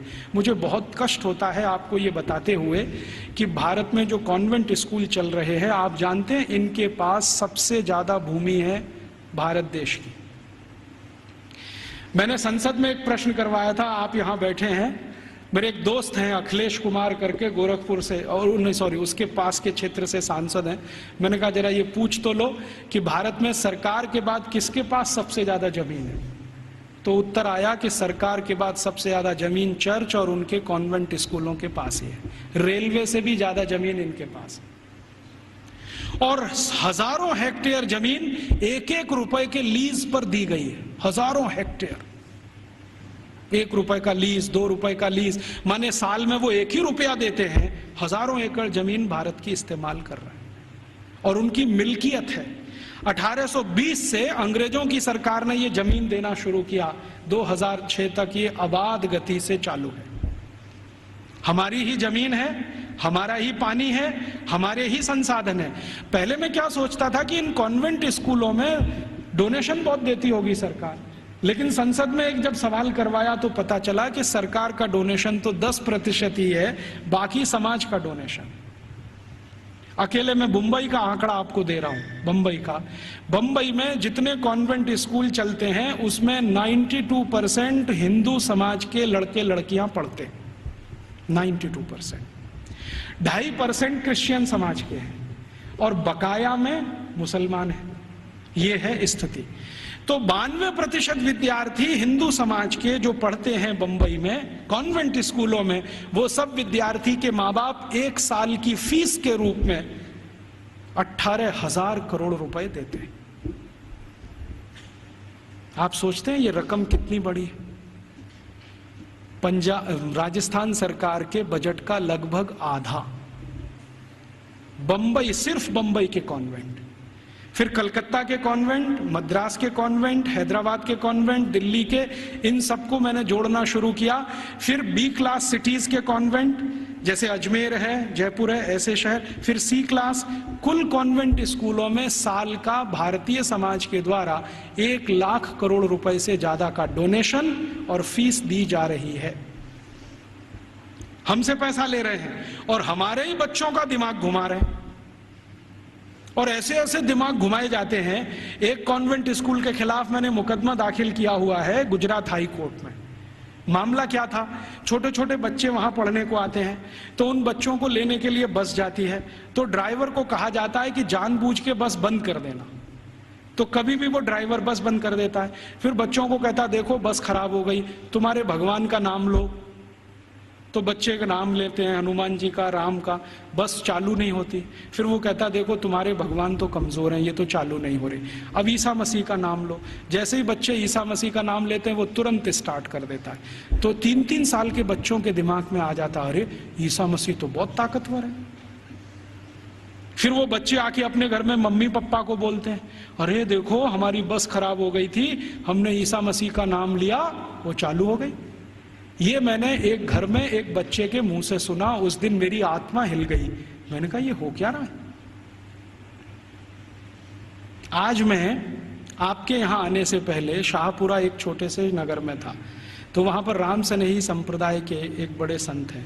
उन्होंने तो कहा कि इतना ही नहीं होता, कॉन्वेंट स्कूल में आगे भी होता है। बच्चे जो छोटे छोटे होते हैं ना, जिनके मन भोले भाले हैं, उनको एक खेल खिलाया जाता है कि उनके राम और कृष्ण है ना, उनकी मूर्तियां बनाई जाती हैं मेटल्स की और बच्चों को दिया जाता है। फिर वो कहते हैं कि स्विमिंग पूल में इनको तैराओ, तो बच्चे उनको डाल देते हैं, वो सब डूब जाती है क्योंकि मेटल्स की। तो कहते हैं देखो तुम्हारे भगवान डूब गए। फिर उन्हीं छोटे छोटे बच्चों को काष्ठ की मूर्तियां दी जाती है, लकड़ी की, ईसा मसीह की, कहते हैं तैराओ, तो वो तैरने लगती है। तो बच्चों को कहते हैं देखो ईसा मसीह इतने ताकतवर हैं कि वो तैर सकते हैं, रामकृष्ण तो डूब गए तो तुमको भी डूब। तो लोकमान्य तिलक की इस बात को फिर याद करें, दुश्मन हमसे ताकतवर है, बहिष्कार करो और असहयोग करो। बाद में गांधी जी ने उसको और तेज से कहा। हम इन कॉन्वेंट स्कूलों को और इस एजुकेशन को हटाना चाहते हैं यूरोपियन, तो इसके लिए असहयोग करो और बहिष्कार करो। मतलब मैंने आपसे कहा कि 92% विद्यार्थी हमारे हैं जो वहां पढ़ने जा रहे हैं, इनको रोको। और हम इसको अपने घर से शुरू करें कि हम हमारे घर के किसी बच्चे को कॉन्वेंट में नहीं पढ़ाएंगे, क्योंकि हम उसको बास्टर्ड नहीं बनाएंगे। वो इंजीनियर बने ना बने, डॉक्टर बने ना बने, कम से कम बास्टर्ड तो ना बने। इतना अपमान तो ना करें हम अपने पिता का। तो हम नहीं भेजेंगे हमारे बच्चों को। तो फिर कहां भेजेंगे? जो हमारे स्कूल चलते हैं उनमें भेजेंगे। फिर आप कहेंगे उनमें सुख सुविधाएं कम हैं, बढ़ जाएंगी। जब धन का प्रवाह कॉन्वेंट स्कूलों से भारतीय स्कूलों की तरफ होगा तो सुविधाएं भी बढ़ जाएंगी। आप सोचो 18,000 करोड़ रुपया बंबई के कुछ कॉन्वेंट स्कूल को हर साल मिलता है, इतना ही रुपया आर्य समाज के गुरुकुलों को मिल जाए, या सनातन समाज के लोगों को मिल जाए, या किसी और संस्थाओं को मिल जाए जो भारतीयता आधारित गुरुकुल चलाते हैं, तो वो सुख सुविधाओं वाले हो जाएंगे। वो तो धन के प्रवाह को बदलने की जरूरत है। अभी धन का प्रवाह कॉन्वेंट स्कूलों की तरफ है तो सुख सुविधाएं वहां ज्यादा हैं। हमारे स्कूल पानी से प्यासे हैं, बैठने को जमीन पे टाट पट्टी नहीं है, स्कूल में पढ़ाने के लिए ब्लैक बोर्ड नहीं है, सामान्य जरूरतों की चीजें जैसे संडास घर होना चाहिए वो भी नहीं है। तो ये इसलिए कि धन की कमी है, धन का प्रवाह उस तरफ है, इसको मोड़ दो। तो समाज में एक बहस चले इस पर कि ये कॉन्वेंट स्कूल आए कहाँ से हैं, उनके यहाँ शिक्षा की क्या स्थिति रही है, तो शायद इसमें से एक समझ बने और ये समझ हिंदुस्तान में अगले 2-3 वर्षों में कोई अभियान का स्वरूप ले और ये अभियान हिंदुस्तान के इस विष बीज को उखाड़ कर फेंक दे, ऐसी भावना मेरे मन में है। मैंने इसके लिए एक और प्रयास शुरू किया है। बहुत लोग जब कहते हैं कि राजीव भाई विकल्प दो, तो हमने खुद अपने इस आज़ादी बचाओ आंदोलन की तरफ से 6 गुरुकुल बनाना शुरू किया और वो लगभग 1 साल में शुरू हो जाएंगे। उन सभी गुरुकुलों को वैसे ही पढ़वाना है जैसे कभी 200 साल पहले था। वही 18 विषय हमने चुने हैं जो 200 साल पहले पढ़ाए जाएंगे। और हमारे गुरुकुलों की ये मान्यता रही है कि शिक्षा और विद्या सबके लिए, किसी एक के लिए नहीं। पैसा है या नहीं ये महत्व का नहीं है, शिक्षा और विद्या हर एक के लिए। वो जाति का है, धर्म का है, इससे मतलब नहीं। हमारे गुरुकुलों में सभी तरह के विद्यार्थी। आप तो जानते हैं कि भारतीय शास्त्र कहते हैं कि शिक्षा, विद्या और न्याय और चिकित्सा सबको निशुल्क उपलब्ध होनी चाहिए, बिना किसी भेदभाव के। तो हमने सोचा है कि कम से कम शिक्षा और विद्या तो निशुल्क उपलब्ध कराएं। तो हमारे गुरुकुलों में हम फीस नहीं लेंगे, ये संकल्प से हम शुरू कर रहे हैं। फिर ये चलेंगे कैसे? इनको चलाने के लिए विद्यार्थियों को हर दिन 2 घंटे श्रम दान करना पड़ेगा। या तो 2 घंटे वो चरखा चलाएं, या तो 2 घंटे खेत में काम करें, या तो 2 घंटे वो साबुन बनाएं, मंजन बनाएं, वॉशिंग पाउडर बनाएं। उनको हम बिकवाएंगे और उसके लिए मार्केटिंग नेटवर्क खड़ा कर रहे हैं पूरे देश में, स्वानंद बाजार के नाम से। इनमें ये वस्तुएं बिकेंगी, उससे आमदनी होगी और गुरुकुल उससे चलेंगे, फीस किसी को नहीं देनी पड़ेगी। और हमारा ये मानना है कि जो विद्यार्थी 14 साल पढ़कर निकल गया, कम से कम हर एक के पास 2.5 से 3 लाख रुपए होगा जो उसके अपने श्रम की कमाई होगी, उससे वो अपना कोई व्यवसाय शुरू कर सकेगा। 2,000 रुपए की नौकरी के लिए नहीं भागेगा। और इन सारे गुरुकुलों को हम ज्ञान आधारित बना रहे हैं, डिग्री आधारित नहीं, क्योंकि ज्ञान ऊंचा होता है, डिग्री ऊंची नहीं होती कभी भी। अंग्रेजों ने हमको उल्टा फंसा दिया, ज्ञान आधारित हिंदुस्तान को डिग्री में फंसा दिया। अब हम किसी की भी परीक्षा लेते हैं तो भाई तुम्हारे पास डिग्री क्या है? डिग्री कोई महत्व की नहीं होती। चरक ऋषि की क्या डिग्री थी? सुश्रुत ऋषि की क्या डिग्री थी? सांख्य दर्शन की जिन्होंने पूरे दुनिया को बता दिया, उनकी क्या डिग्रियां थी? खगोल शास्त्र में इतने बड़े बड़े रिसर्च हो गए। आज दुनिया कहती